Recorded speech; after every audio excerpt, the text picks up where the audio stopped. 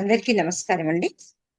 ఈరోజు నవల రాద్దాం రండి కార్యక్రమానికి అందరికీ స్వాగతం.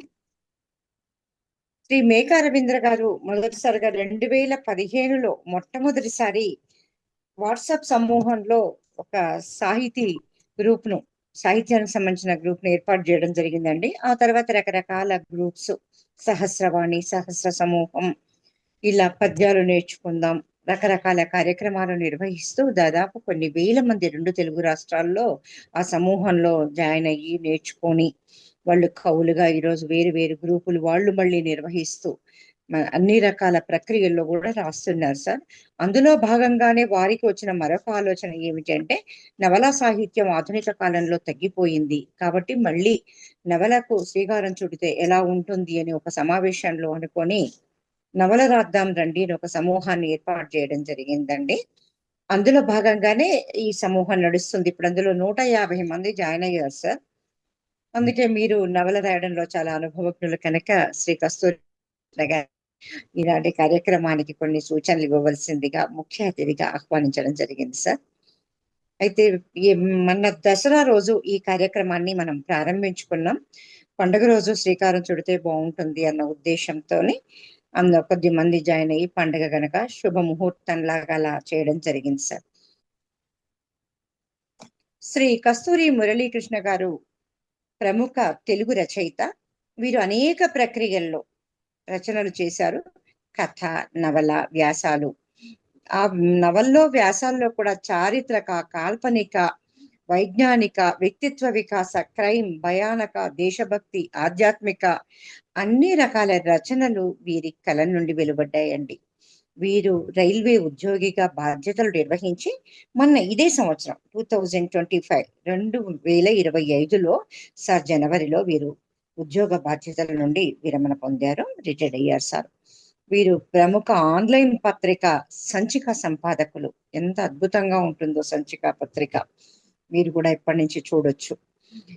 టీవీ స్క్రిప్ట్ కూడా రాస్తూ ఉంటారు సార్. వీరి ప్రధానంగా ఎందుకంటే మిగతా రచనల కన్నా నవలనే మనకు ప్రధానం కనుక వారి నవలలు ఇక్కడ నేను పేర్కొనదలిచానండి.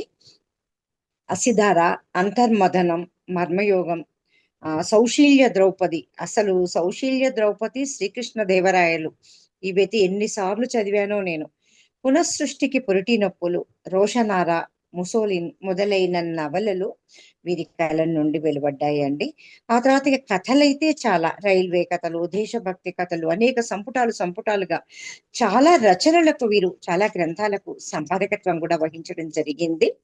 వీరికి అనేక పురస్కారాలు కూడా, ముఖ్యంగా మిగతా వాటికన్నా మనకి 2017లో తెలుగు విశ్వవిద్యాలయ కీర్తి పురస్కారం లభించింది. ఆయా సందర్భాల్లో సార్ మీరు చేసినవి, రాసినవి కూడా కొన్ని ప్రస్తావిస్తారని నేను ఆశిస్తూ, నేను సుదీర్ఘ ప్రసంగం కూడా నేను పరిచయం కూడా ఏం చేయట్లేదు సార్. వీరు ఈ రోజు మన రమణ రండి అనే కార్యక్రమానికి ముఖ్య అతిథిగా విచ్చేసి నవలకు సంబంధించిన విషయాలు ఎలా ప్రారంభించాలి, ఏమిటి నవల లక్షణాలు ఏమిటి, మనం ఎలా ముందుకెళ్లాలనే విషయం మీద ప్రసంగిస్తారు సారు. వారికి సాదర ఆహ్వానం పలుకుతుంది ఈ సమూహం. ధన్యవాదాలు సార్. నమస్కారం అండి. మనము సీరియస్గా డిస్కషన్ స్టార్ట్ చేసే ముందు ఒక చిన్న మనవి ఏంటంటే, ఒక సురేష్ త్రిపురారి గారిని వదిలిపెట్టి మిగతా వాళ్ళంతా ప్రకటితమైతే సంతోషిస్తాం. ఎందుకంటే మనకి సాధారణంగా మీటింగులో మాట్లాడేటప్పుడు ఎవరో ఒకరిని చూసుకుంటూ మాట్లాడటం అలవాటు. అలాగే ఇక్కడ ఫేషియల్ ఎక్స్ప్రెషన్స్ చూస్తుంటే కూడా చెప్తోంది బాగుందా, ఎక్కడ బోర్ వస్తుందో తెలుసుకున్న అవసరమైతే ట్రాక్ మార్చే వీలుంటుంది. సో నవల రచనలో మనం ప్రధానంగా గుర్తుపెట్టుకోవాల్సింది ఇదే అన్నమాట. సీరియల్గా వస్తాయి నవలలు. సో వారం వారం పాఠకులు చదువుతూ ఉంటారు. సో చదివినప్పుడు పాఠకుల స్పందనను చూస్తూ ఉంటే మనకి నవలని ఇంకా కొనసాగించాలా, లేకపోతే తిప్పుతున్న మలుపు నచ్చుతోందా లేదా, లేకపోతే ఏ మలుపు తిప్పాలి, ఇలాంటివన్నీ మనము నోట్ చేసుకునే వీలవుతుంది. సో అక్కడి నుంచే వచ్చిందనమాట ఇది కూడా. మనం ఒక పబ్లిక్ స్పీకింగ్లో ఎక్కడైనా మాట్లాడేటప్పుడు కూడా ప్రేక్షకుల స్పందన మనకి ఆ స్పీకర్కి తెలుసుకోగలగాలి. తెలుసుకున్నప్పుడు ట్రాక్ మారుస్తారు. ఒకవేళ ప్రేక్షకులకు బోర్ వస్తూ ఉంటే మధ్యలో ఆపేయటము, లేకపోతే ఇంకా ఇంట్రెస్టింగ్ ఉంటే ఇంకొంచెం కొనసాగించటము, దేనికి వాళ్ళు నవ్వుతున్నారు, దేనికి వాళ్ళు చప్పట్లు కొడుతున్నారు చూసి అటువంటి అంశాలు ఇంకొన్ని చెప్పటము, ఇదంతా మనకి నవల రచనలో చాలా ఉపయోగపడుతుంది. కాబట్టి అందరూ వాళ్ళ వీడియోలు ఆన్ చేసుకుంటే ఒక రకంగా భవిష్యత్తులో మనం కలిసినప్పుడు కూడా మనము గుర్తుపట్టి మాట్లాడే ఛాన్స్ ఉంటుంది. ఉమ్. ఆ, అందరు కెమెరాలు ఆన్ చేసుకోండి, అది సురేష్ గారు మైక్ వాళ్ళది. మాత్రం మ్యూట్ చేసుకోండి. ఉమ్. సో నిజమే సార్. మనం ఇంకా ఆరంభిద్దాము. దాసోజు పద్మావతి గారు నాకు పుస్తక రూపంలో వచ్చిన నవలల గురించి చెప్పారు. ఇంకా పుస్తక రూపంలో రాని నవలలు, రాబోతున్న నవలలు ఉన్నాయి. ఫర్ ఎగ్జాంపుల్ 1999 ఆంధ్రభూమి నిర్వహించిన సస్పెన్స్ నవలల పోటీలో ఆపరేషన్ భద్ర్ అనే నవలకి ప్రైజ్ వచ్చింది. అలాగే ఒంటరి మేఘం అని చిత్తూరులో నవలలాగా వచ్చింది. అది తెలుగులో ట్రెక్కింగ్ ఆధారంగా వచ్చినటువంటి ఫస్ట్ నవల. తర్వాత ఇంకొకటి అతిరాత్ర అనే సైన్స్ ఫిక్షన్ నవల ఉంది, అది కూడా పుస్తకం రూపంలో రావాలి. సత్యం స్వప్నం అని ఒక నవల ఉంది, అది రావాలి. తర్వాత నీ పేరు తలచిన చాలున ఒక మర్డర్ మిస్టరీ, అది రావాలి. ఆ తర్వాత ఇది నా హృదయం అనేటువంటిది ఆధునిక మానసిక శాస్త్ర పరిశోధనల ఆధారంగా రాసింది. సో ఇలాంటివి ఉన్నాయి. ఇంకా ద్రష్ట అని ఒక నవల ఉంది, అది చరిత్రాత్మక నవల, హిస్టారికల్ ఫిక్షన్ అన్నమాట. వారణాసిలో గుళ్ళని ధ్వంసం చేయడం ఆధారంగా తీసుకుని రాసిన నవల అది. సో ఇలాగా ఉన్నాయి. సో ప్రధానంగా మీ అందరికీ అభినందనలు ఏంటంటే, నవల రాయాలి అనేటువంటి ఒక నిశ్చయం, ఒక దృఢమైన నిర్ణయం తీసుకున్నారు. సో నవల రాయటం నిజానికి కథ రాయటం కన్నా సులభం, కానీ కథ రాయటం కన్నా చాలా కష్టం. ఎందుకంటే కథ మహా అయితే 10 పేజీలు, ఈ మధ్య అయితే అందరూ 6 పేజీలు 2 పేజీలే అంటున్నారు. 10 పేజీలు, మా సంచికలో నిడివి లిమిట్ లేదు కాబట్టి 10 పేజీలు 15 పేజీలు, మహా అయితే 20 పేజీలు కథ రాస్తాం. ఒక్క సిట్టింగ్లో రాసేయచ్చు. కానీ నవల అలా కాదు. నవల కనీసం 200 పేజీలు 250 పేజీలు ఉండాలి. 100 పేజీలు అలా ఉంటే నవలిక అంటారు. ఇప్పుడైతే నవల అనేస్తున్నాం, అది వేరే సంగతి. కానీ ఫస్ట్ ఏంటంటే, నవల రాయాలంటే మనకు కావాల్సింది ఓపిక. ఇప్పుడు ఎలాగైతే మీరు సాధారణంగా వరల్డ్ కప్ క్రికెట్ మ్యాచెస్ చూస్తూ ఉంటారు, చూస్తుంటే ఆరంభంలో బాగా ఆడిన వాళ్ళు ఆ మూమెంటం టోర్నమెంట్ మధ్యకు వచ్చేటప్పటికి సస్టైన్ చేయలేకపోతారు. ఆరంభంలో ఓడిపోతున్న వాళ్ళు హఠాత్తుగా పికప్ అవుతారు, వాళ్ళు ఛాంపియన్లు అవుతారు. సాధారణంగా మనం ఇది చూస్తుంటాం. దీనికి ప్రధాన కారణం ఏంటంటే సస్టైన్డ్ ఇంట్రెస్ట్, కానీ సస్టైన్డ్ అటెన్షన్. సైకాలజీ భాషలో చెప్పాలంటే సస్టైన్డ్ అటెన్షన్. ఒక విషయం మీద తక్కువసేపు కాన్సన్ట్రేట్ చేయడం చాలా సులభం. ఒకే విషయం మీద ఎక్కువసేపు కాన్సన్ట్రేట్ చేయడం, ఏకాగ్రతగా ఉండటం చాలా కష్టం. అందుకనే ఎవరైతే ఈ విమానాశ్రయాల్లో సాధారణంగా ఏసీటీలో పనిచేస్తూ ఉంటారో వాళ్ళు ఎక్కువసేపు స్క్రీన్ చూస్తూ మూమెంట్స్ని చెక్ చేసుకుంటారు, కాబట్టి వాళ్ళకి కొంచెం కన్సెషన్ ఉంటుంది. ఎక్కువసేపు అలాగే చూస్తూ ఉంటే కాన్సన్ట్రేషన్ దెబ్బతింటుంది. కాబట్టి నవల రాయటంలో మనకి ప్రధానంగా కావాల్సింది నవల రాసే మూడుని దీర్ఘకాలం మెయింటైన్ చేయడం. ఒక నవల ఆరంభిస్తే అది ఒక రోజులో అవుతుందా, 3 రోజుల్లో అవుతుందా, నెల రోజుల్లో అవుతుందా, కొన్ని వారాల్లో అవుతుందా, లేకపోతే సంవత్సరాలు పడుతుందా, ఎవరూ చెప్పలేరు. కాబట్టి నవల రాసేటప్పుడు ఆ మూడుని తెచ్చుకుని ఆ మూడుని దీర్ఘకాలంగా మనం మెయింటైన్ చేయగలగటము ప్రధాన లక్షణం నవల రచయితకి. సో ఫస్ట్ పాయింట్ మనం అనుకునేది అంటే దీర్ఘకాలంగా మనము ఏకాగ్రతతో నవల గురించి ఆలోచిస్తూ ఉండాలి. ఆ నవల మూడ్లోకి వెళ్ళాలి. సాధారణంగా మీరు సినిమా చూస్తారు, సినిమా చూసేటప్పుడు ఒక విషాదభరితమైన ఎమోషనల్ సీన్ వస్తుంది. ఎమోషనల్ సీన్ వచ్చిన తర్వాత నెక్స్ట్ సీన్కి వెళ్ళేటప్పటికి కొన్ని సెకండ్లు స్క్రీన్ బ్లాంక్గా ఉంచి తర్వాత నెక్స్ట్ సీన్కి వెళ్తారు. ఇది ఎందుకంటే చూస్తున్న ప్రేక్షకుడు ఒక ఎమోషనల్ ఫీలింగ్కి లోనవుతాడు, కాబట్టి దాని నుంచి తేరుకుని తరువాత వచ్చే దృశ్యాన్ని చూడటానికి మానసికంగా సిద్ధమవడం కోసం కాస్త బ్లాంక్ ఇస్తారు. సో నవలా రచయితకి అలాంటి వెసులుబాటు లేదు. ఇక్కడ హీరోయిన్ కత్తి పట్టుకుని చంపడానికి విలన్ మీదకి వచ్చేస్తున్నాడు, అక్కడ మీరు అర్జెంటుగా పని వచ్చింది ఆఫీస్లో, లీవ్ క్యాన్సిల్ చేసుకుని ఆఫీస్కి వెళ్ళారు, మళ్ళీ మీరు ఒక నెల తర్వాత కానీ మీకు తీరిక దొరకదు. సో నెల తర్వాత రాయడానికి కూర్చున్నప్పుడు సరిగ్గా మళ్ళీ కత్తి పట్టుకుని హీరోయిన్ మీదకి వస్తున్నప్పుడు ఏ ఉత్కంఠ మీరు ఫీల్ అవుతున్నారో, ఏ సస్పెన్సు లేకపోతే ఏ టెన్షన్ ఫీల్ అవుతున్నారో, మళ్ళీ స్విచ్ ఆన్ చేస్తే ఆన్ అయినట్టు ఆ ఫీలింగ్ అనుభవించగలగాలి. దట్ మీన్స్ ఆ మూడ్ ఏదైతే ఉందో ఆ మూడ్ని మనం సస్టైన్ చేయగలగాలి. సో ఇది ప్రాక్టీస్ తోటి వస్తుంది. కొందరు వారం వారం రాస్తారు సీరియల్స్, ఏ వారానికి ఆ వారం రాసిస్తారు. అది ఎంతో అనుభవం ఉంటే తప్పించి, లేకపోతే ఎంతో అలవాటు ఉంటే తప్పించి అటువంటి సాహసానికి దిగకపోవడం ఆరంభంలో మంచిది కాదు. ఎందుకంటే వారం వారం డెడ్ లైన్స్ ఉంటాయి. ఆ డెడ్ లైన్ లోపల నవల ఇచ్చేయాలి. మనకు ఒక్కోసారి కుదురుతుంది, ఒక్కోసారి కుదరదు, మూడ్ వస్తుంది, మూడ్ రాదు, ఏం రాసామో మర్చిపోతాము, ముందు మళ్ళీ పాతవి చదువుకునే టైం ఉండదు. ఏదో రాసి ఇచ్చేస్తే పాత రాసిన దానికి ఇక్కడ కాంట్రడిక్షన్ వచ్చేసి హైదరాబాదులో మెరీనా బీచ్ వచ్చేస్తుంది.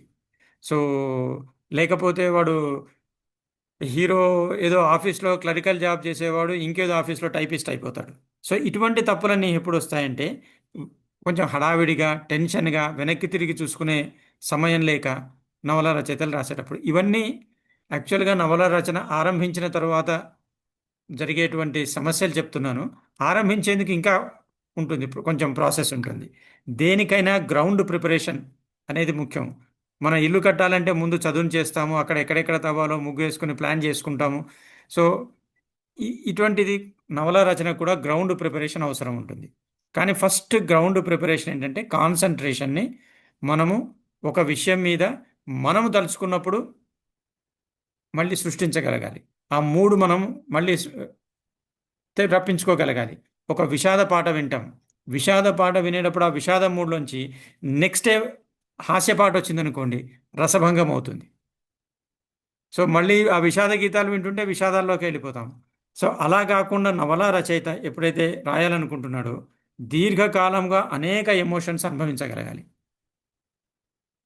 ఇది ఇంకొకటి, మరీ సున్నిత మనస్కులైతే ఒక్కోసారి ఆ ఎమోషన్ లోపల వారు పడిపోయి ఎలాంటి పరిస్థితి వస్తుంటే, ఒక రచయిత ఉన్నాడు, ఆ రచయిత తన నవల్లో ఒక డాక్టర్ పాత్ర క్రియేట్ చేసి చివరికి అతను మరణ సమయం ఆసన్నమైనప్పుడు ఆ డాక్టర్ని పిలవండి, వాడు ఒక్కడే నాకు క్యూర్ చేయగలుగుతాడని పిలిచాడు. అంతగా లీనమైపోతారు నవల్లో, అంతగా లీనమైపోవాలి. ఓకే. సో ఇలాంటి ఇది నవల రచన, కవిత్వము ఒక తీరని దాహం అంటారు, కానీ ఈ కాలంలో కవిత్వం రాయడం చాలా సులభమైపోయింది.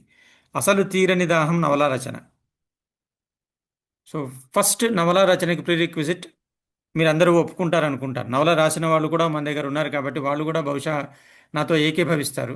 నవల రచన అనేది దీర్ఘకాలం సాగే ప్రక్రియ కాబట్టి దీర్ఘకాలం అదే మూడ్లో ఉండి రాయగలగాలి. మనకి ఏదన్నా పర్సనల్గా ప్రాబ్లం వచ్చేటప్పటికి మూడ్ మారిపోతుంది, కానీ నవల రచన కోసం కూర్చున్నప్పుడు నవల మూడ్లోకి వెళ్ళిపోవాలి. ఆ పాత్రలన్నీ తనే అవ్వాలి. నవల్లో హీరో, విలన్, హాస్య పాత్ర, హీరోయిను, దుష్ట పాత్ర, లేకపోతే తల్లి పాత్ర, తండ్రి పాత్ర, అన్ని రచయిత తన లోప అనుభవించగలగాలి. అది అనుభవించలేకపోతే రచనలో మనకి లోపాలు వస్తాయి, పాఠకుడితో కనెక్షన్ అనేది మనకి ఏర్పడదన్నమాట. So to connect with the reader, నవల రచయిత తన పాత్రలతో కనెక్ట్ కావాలి. ఫస్ట్ తను సృష్టించే పాత్రలు, తన చుట్టూ ఉన్నవాళ్ళు, తన పరిచయస్తులు, లేకపోతే తనకు బాగా తెలిసిన వాళ్ళు, ఎవరి భావనలోకైతే తాను ఎంటర్ అవ్వగలుగుతాడో, తను వాళ్ళ చెప్పుల్లో కాళ్ళు తను పెట్టి వాళ్ళలాగా భావించగలుగుతాడో అలాంటి పాత్రల్ని రచయిత క్రియేట్ చేయాలి. ఇంగ్లీష్లో చాలా సులభం చెప్పటము, to put yourself in somebody shoes, అంటే వాళ్ళలాగా ఆలోచించగలగాలి. ఇది మరొక లక్షణం. అంటే ఇప్పుడు సినిమా హీరోలు ఎవరైతే ఉన్నారో వాళ్ళకన్నా కఠినమైన పాత్ర రచయిత వేస్తాడు. సినిమా హీరో శ్రీకృష్ణుడు వస్తే శ్రీకృష్ణుడు చూసుకుంటే చాలా, తన రావణాసుడు ఎలా ఫీల్ అవుతాడో శ్రీకృష్ణుడికి అనవసరం, వాడికి రియాక్ట్ అయితే సరిపోతుంది. లేకపోతే సినిమా హీరో పోలీస్ ఆఫీసర్ అయ్యాడంటే హాయిగా తన పోలీస్ పని చూసుకుంటాడు. కానీ నవలా రచయిత పోలీసు తానే, దొంగ తానే, చంపేది తానే, చచ్చేది తానే. ఒక్క నిమిషం.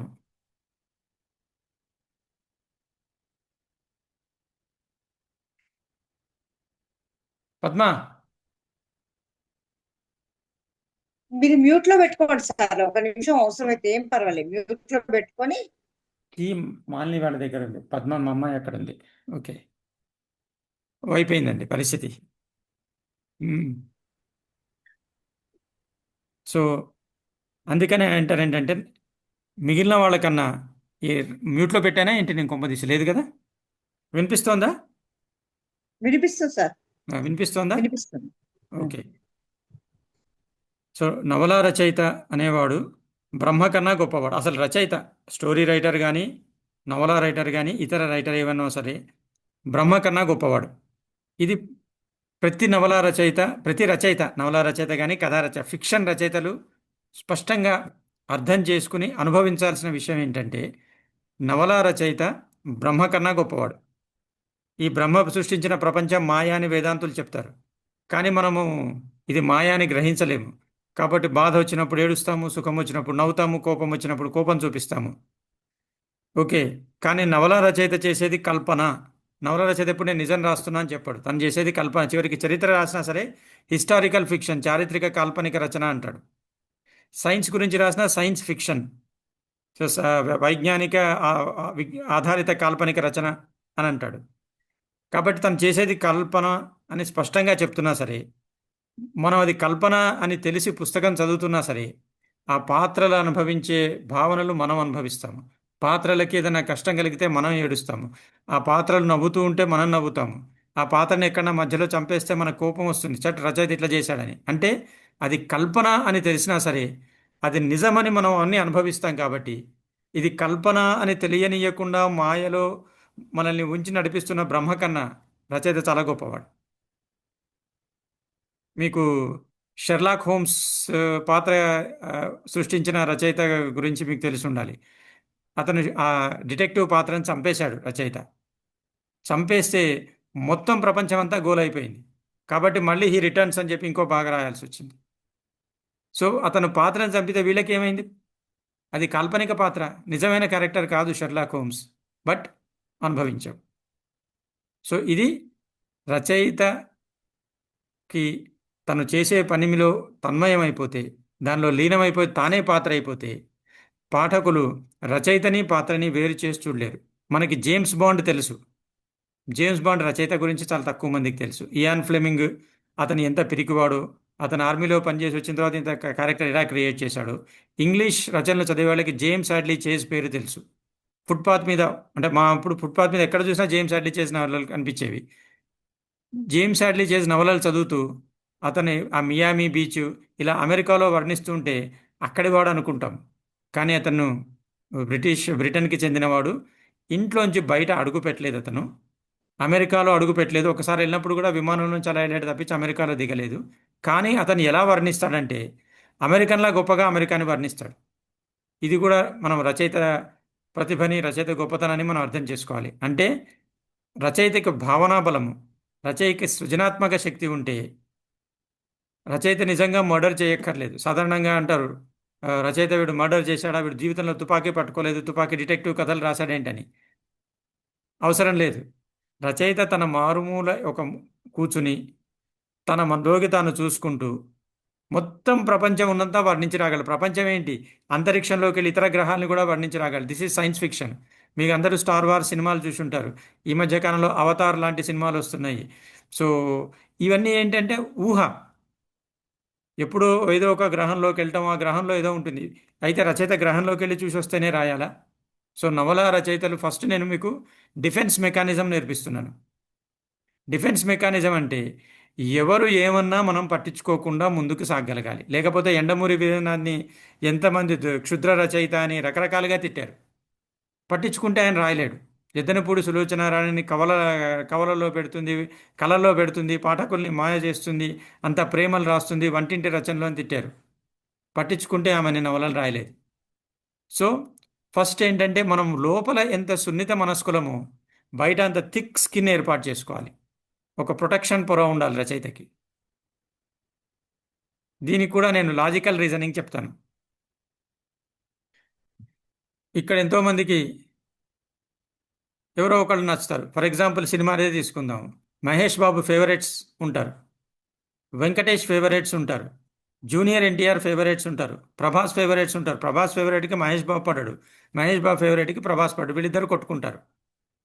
మరి వీళ్ళకి ప్రభాస్ ఇంతెందుకు నచ్చాడు, మహేష్ బాబు అంతెందుకు నచ్చాడు? సో వాళ్ళు తిడుతున్నారు కాబట్టి మహేష్ బాబు తక్కువ కాకుండా పోతాడా, లేకపోతే ప్రభాస్ పనికి రాకుండా పోతాడా? నవలా రచయితలు కూడా ప్రధానంగా ఇది గుర్తుపెట్టుకోవాలి. ఎదుటివాడు విమర్శిస్తున్నాడు, నువ్వు అట్లా అంటావా, నాలో తప్పులు ఎంచుతావు, ఇది తప్పు కాదు, నీకు అర్థం కాలేదు, అంతా మన టైం వేస్ట్ అనేవాడు అంటున్నాడు. మనం చేసే పని మనం చెయ్యాలి. సో ఇది కూడా అంటే అనేవాడు అంటున్నాడంటే ఒక్కసారి మన నవల చదివి చూసుకోవాలి. ఆ ఎవరైతే విమర్శిస్తున్నారో ఆ విమర్శ సహృదయంతో చేసిందా, లేకపోతే దానిలో పస ఉందా, అతను కరెక్ట్ అన్నాడా తప్పన్నాడా చూసుకోవాలి. చూసుకున్న తరువాత ఇక అవి ఎవరేమన్నా మనం పట్టించుకోవాల్సిన అవసరం లేదు. మనం కరెక్ట్ అనుకుంటే, తప్పైతే నోట్ చేసుకోవాలి, నెక్స్ట్ నవల్లో అది కరెక్ట్ చేసుకోవాలి. వీలైతే ఈ నవల్లోనే కరెక్ట్ చేసుకోవచ్చు. సో ఇది కూడా అంటే థిక్ స్కిన్ ఉండాలి, కువిమర్శకులు మాత్రమే. ఉదాహరణకి మీకు ఒక చిన్న ఎగ్జాంపుల్ చెప్తాను. నేను కల్హణ కశ్మీర రాజతరంగిణి కథలు అని రాశాను. నేను రాసిన పుస్తకాల్లో బాగా అమ్ముడుపోయిన పుస్తకం అది. నా పేరు చెప్పగానే చాలామంది గుర్తుపట్టే పుస్తకం అది. అది కథల పుస్తకం. దాన్ని అమెరికాలో ఒక ఇల్లిటరసీ క్లబ్ వాళ్ళు, ఒక అబ్బాయి విజయవాడలో వచ్చి కొనుక్కుని వెళ్ళాడు. విజయవాడ నుంచి అమెరికా చేరే విమానంలో అతని రచయిత ఎంత ప్రతిభావంతుడంటే వేరే లోకంలో నన్ను తీసుకెళ్ళిపోయాడు. అద్భుతంగా అనిపించింది. ఈ పుస్తకాన్ని నేను మా క్లబ్కి పరిచయం చేయాలనుకున్నాను. కానీ పరిచయం చేయాలనుకుంటే అన్ని పంటికిళ్ళ రాళ్ళలాగా తప్పులే దొరికాయి. చివరికి గ్రూపులో అందరూ కలిసి హాఫ్ సెకండ్లో ఏకగ్రీవంగా ఇది పనికిరాని రచన అని తీర్మానించారట. అది దాని మీద రాసిన రివ్యూ. సో రాజతరంగిణి మనలో చాలామందికి తెలియదు, చదివిన వాళ్ళు లేరు. దాని ఆధారంగా మీరు ఒక కల్పన రచన చేస్తే, ఒకతను అద్భుతంగా చదువుతూ వేరే లోకానికి వెళ్ళినవాడు ఇతరులకి పరిచయం చేయగానే అది పనికిరాని నవలని ఏకగ్రీవంగా హాఫ్ సెకండ్లో తీర్మానించాడు. అటువంటి విమర్శను మీరు పట్టించుకుంటే ఇంకో రచన చేయలేరు. ఎందుకంటే మీది పనికిరాని రచన అంటున్నారు. నవల రచయితలు, అసలు రచయితలు గుర్తుపెట్టుకోవాల్సిన మరొక అంశం ఏంటంటే, రచయితలు సాధారణంగా సున్నిత మనస్కులై ఉంటారు. మామూలు మనుషులకి రచయితకి తేడా ఉంటుంది. మామూలు మనుషులు బాధ కలిగినప్పుడు ఏడుస్తారు, సుఖం కలిగినప్పుడు నవ్వుతారు, కోపం వచ్చినప్పుడు అరుస్తారు. రచయిత కూడా మామూలు మనుషుల్లాగానే బాధ కలిగినప్పుడు నవ్వుతాడు, సుఖం కలిగినప్పుడు నవ్వుతాడు, బాధ అప్పుడు ఏడుస్తాడు, కోపం వచ్చినప్పుడు అరుస్తాడు. కానీ ఇతరులు అరిచేసి వదిలిపెట్టేస్తారు. రచయిత అరిచి వదిలిపెట్టాడు, దాని గురించి మదన పడతాడు.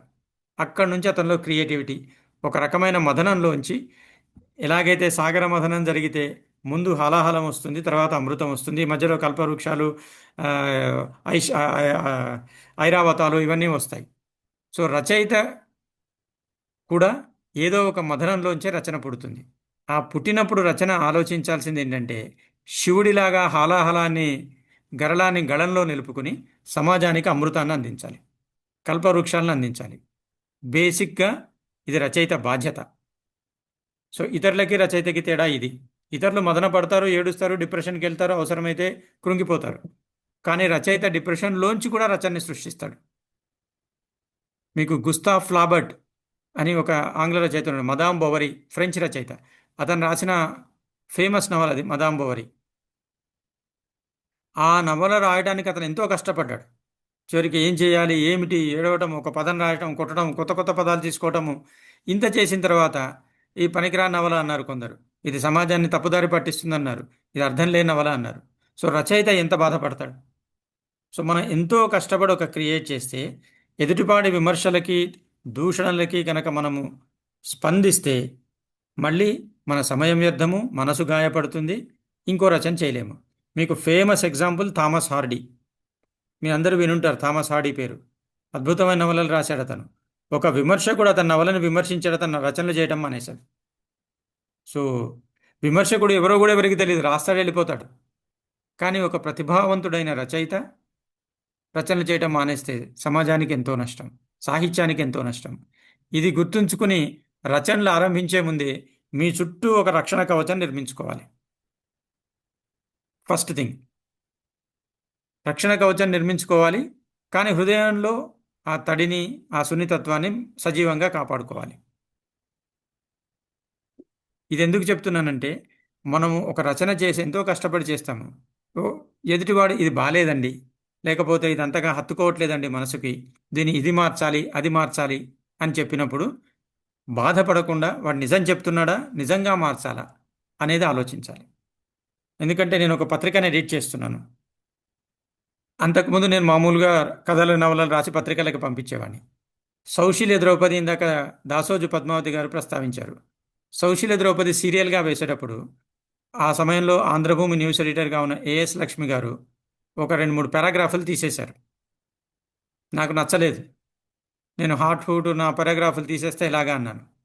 తర్వాత నేను పుస్తకంలాగా వేసేటప్పుడు ఆ పారాగ్రాఫ్లను యాడ్ చేశాను.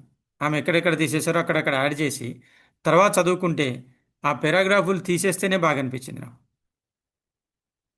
ఓకే. సో, ఇది అనుభవంతో చెప్తున్నాను.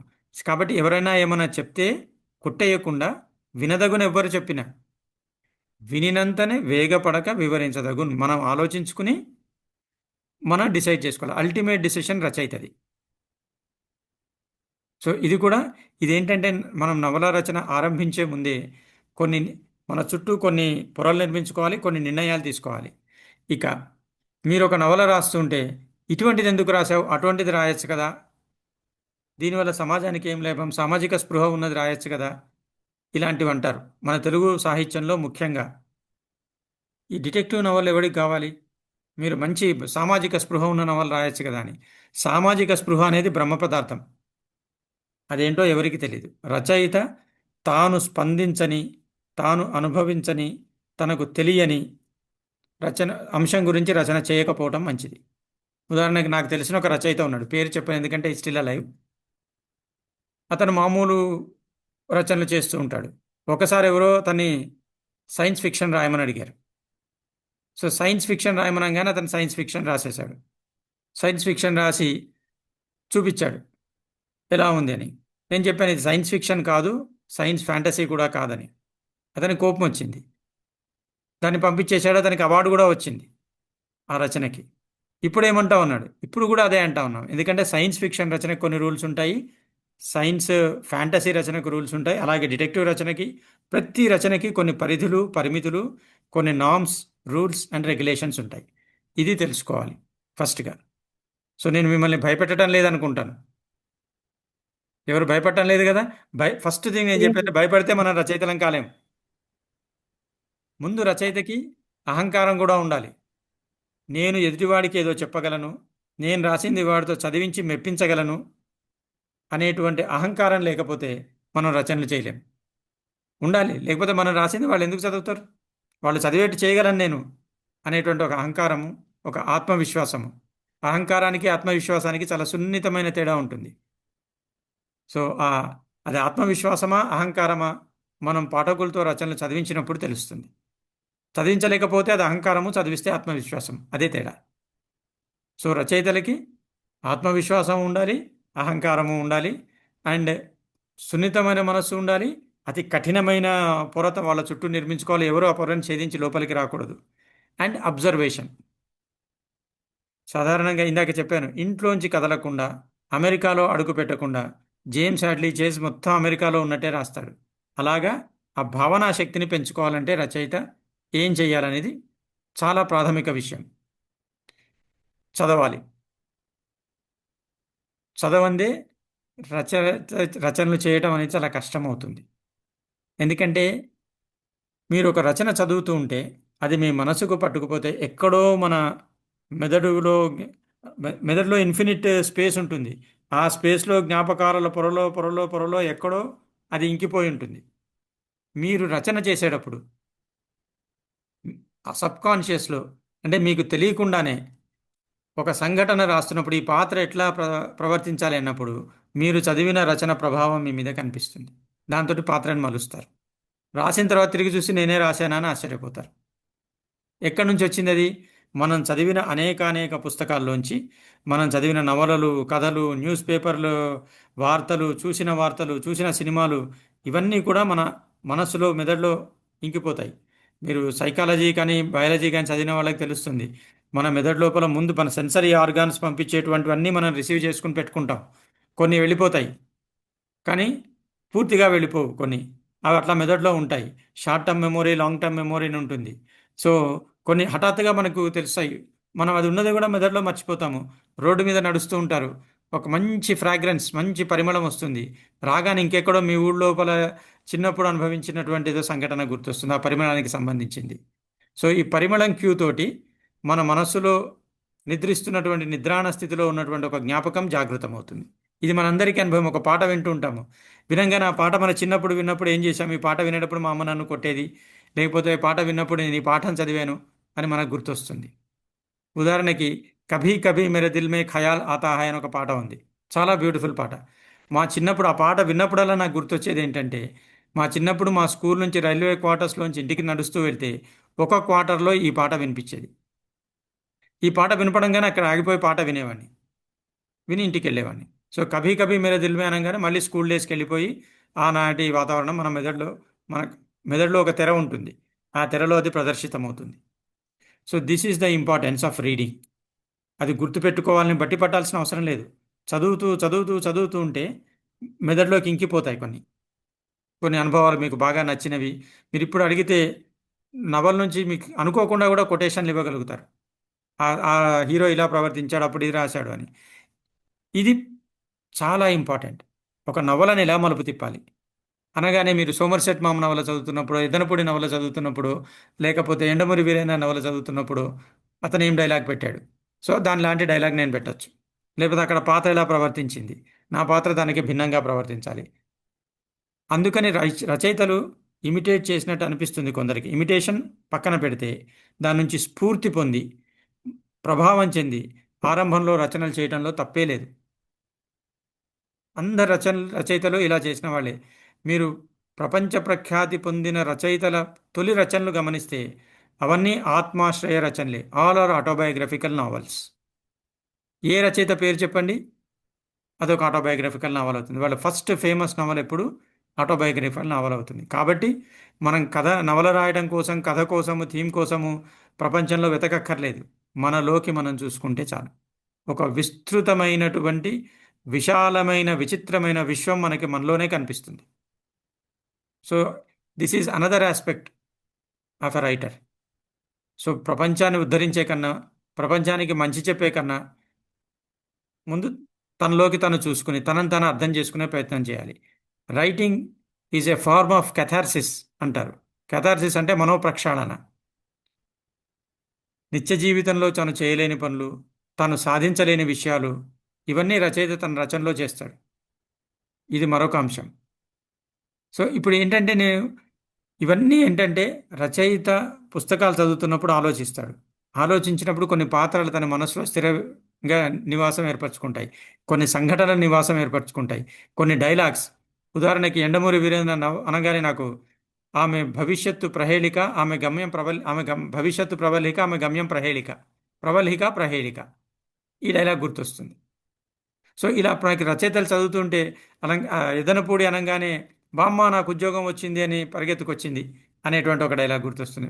ఒక నవల్లో ఫస్ట్ డైలాగ్ అది. సో మనకు చాలా ఇటువంటివి చెప్తూ ఉంటారు. Charles Dickens tale of two cities అనగానే it was the best of the good times and ఇటువంటి డైలాగ్ ఏదో it was hard times and good times, ఇటువంటి డైలాగులు గుర్తొస్తాయి. ఇలాగా మన మైండ్లో ఉండిపోతాయి. మనం రాసేటప్పుడు మనకి తెలియకుండానే అప్రయత్నంగా అలాంటి పదాలు పడతాయి మనకి.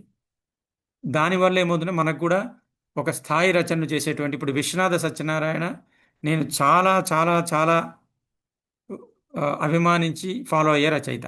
నేను ఏదైనా ఒక రకమైన రచన చేయాలంటే ముందు ఆయన చదువుతాను. నేను హారర్ స్టోరీస్ రాయాలంటే బాణావతి, పునర్జన్మ అనే 2 నవలలు చదివాను.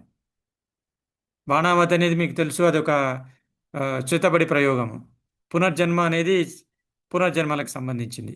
So I wrote so many crime stories and horror stories based on these 2 books. అక్కడ నుంచి మనకు ప్రేరణ వస్తుంది. సో అలా చదువుతూ ఉంటే ఆయన ఎలా వాడాడు, ఎలాంటి పదాలు వాడాడు. నేను గండాగొండి వాణి అని చాలాసార్లు వాడుతుంటా. గండాగొండి అనే పదం విశ్వనాథ సత్యనారాయణ దగ్గర నుంచి వచ్చింది. ఓకే. సో ఇలాంటి రకరకాల అకాండ తాండవం చేశాడు. నేను చదివింది విశ్వనాథ సత్యనారాయణ దగ్గరే. సో ఇలాంటి పదాలు మనకు కొన్ని మనసులో ఉండిపోతాయి. అటువంటి వాడటానికి మనం భయపడకూడదు. కానీ చదువుతూ ఉంటే ఏమవుతుందంటే మనకి తెలియకుండానే ఆ రచనలు, మనం చదివిన రచనలన్నీ మనము సంపాదించిన ఆస్తి లాంటివి. అవి మనల్ని గైడ్ చేస్తూ ఉంటాయి. మనకు ఒక కథ నవల లోపల ఆగుతాము, ఎలా మలుపు తిప్పాలో తెలియదు. మలుపు తిప్పాలనుకున్నప్పుడు మన మనసులో ఉన్నటువంటి అవి మనకి హెల్ప్ చేస్తాయి. ఇంకొకటి, ఇంగ్లీషు రచనలు చదవటం అనేది అలవాటు చేసుకుంటే మంచిది. చదవలేకపోతే ఓకే, కానీ అలవాటు చేసుకుంటే ఏమవుతుందంటే మన తెలుగు రచయితలకి ఇంగ్లీష్ రచయితలకి పెద్ద తేడా ఉంటుంది. మనము రచనల మీద ఆధారపడి బతకలేం. వేరే ఉద్యోగం చూసుకుని రచనలు చేయాలి. మా సంచికలో కూడా రచయితలకు మేము డబ్బులు ఇవ్వట్లేదు. ఎందుకంటే సంచిక నడపడం కోసం ఖర్చే తప్పించి మనకు ఆదాయం అనేది ఉండదు. కాబట్టి సహృదయంతో రచయితలు రచనలు చేస్తున్నారు. ఇది తెలుగులో రచయితల పరిస్థితి. మనం పుస్తకం వేసుకోవాలంటే మనమే డబ్బులు ఖర్చు పెట్టుకుని వేయాలి. అది వేరు సంగతి.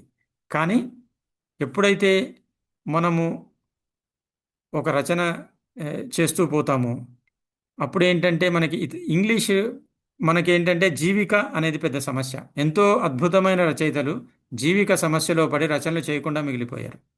ఏదో ఒక రచన చేసి 2 రచనలు చేసిన తర్వాత వాళ్ళకి టైం ఉండదు. జీవన భృతి కోసం పోరాటంలో వాళ్ళది గడిచిపోతూ ఉంటుంది. కానీ ఆంగ్ల రచయితలకు అలాంటి సమస్య లేదు. వాళ్ళు ఒక కథ పబ్లిష్ అయితే యూరోప్ టూర్ చేసి వస్తారు వాళ్ళు. అన్ని డబ్బులొస్తాయి. ఒక నవల క్లిక్ అయిందనుకోండి, వాళ్ళు హాయిగా ఓ 2, 3 సంవత్సరాలు నవలలు రాయరు. సో అక్కడని డబ్బులున్నాయి. ఎందుకంటే ప్రపంచమంతా వాళ్ళ రచనలు తిరుగుతాయి. అందరూ చదువుతారు, కొంటారు. అందుకని ఒక కమిషనింగ్ ఉంటుంది. బాబు నవల రాయని ముందు డబ్బులు ఇస్తారు. కమిషన్ తీసుకుని ఆ టైంకి వాళ్ళు నవలలు రాయాలి. లేకపోతే ఈ పని చేయని వారికి రచన డబ్బులు ఇస్తారు. వాళ్ళకి ఒక టీం, ప్రతి రచయితకు ఒక టీం ఉంటుంది. Research team. ఉదాహరణకి ఇర్వింగ్ వ్యాలెస్ అని ఒక రచయిత ఉన్నాడు. అద్భుతమైన రచనలు చేశాడు. అతను ఏ రచన చేసినా దానిలో రీసెర్చ్ అద్భుతంగా ఉంటుంది. ఉదాహరణకి అతను ప్రైజ్ అని ఒక నవల రాశాడు. దానిలో ఆ, స్టాక్ హోమ్కి వెళ్ళి నోబెల్ ప్రైజ్ తీసుకునే వాళ్ళు ఎన్ని మెట్లు ఎక్కుతారు, మెట్లలో ఎంతెంత, బ్రెత్ ఎంత, ఇలాంటి విషయాలు కూడా ఆయన పొందుపరుస్తాడు. దానికోసం ఆయనకు ఒక టీం ఉంటుంది, రీసెర్చ్ టీం. అంటే ఒక నవల రాస్తే అతను బతకడం పక్కన పెట్టండి, అతను కొంతమందికి జీవిక కల్పిస్తాడనమాట. రీసెర్చ్ టీం ఉంటుంది, ఎడిటింగ్ టీం ఉంటుంది.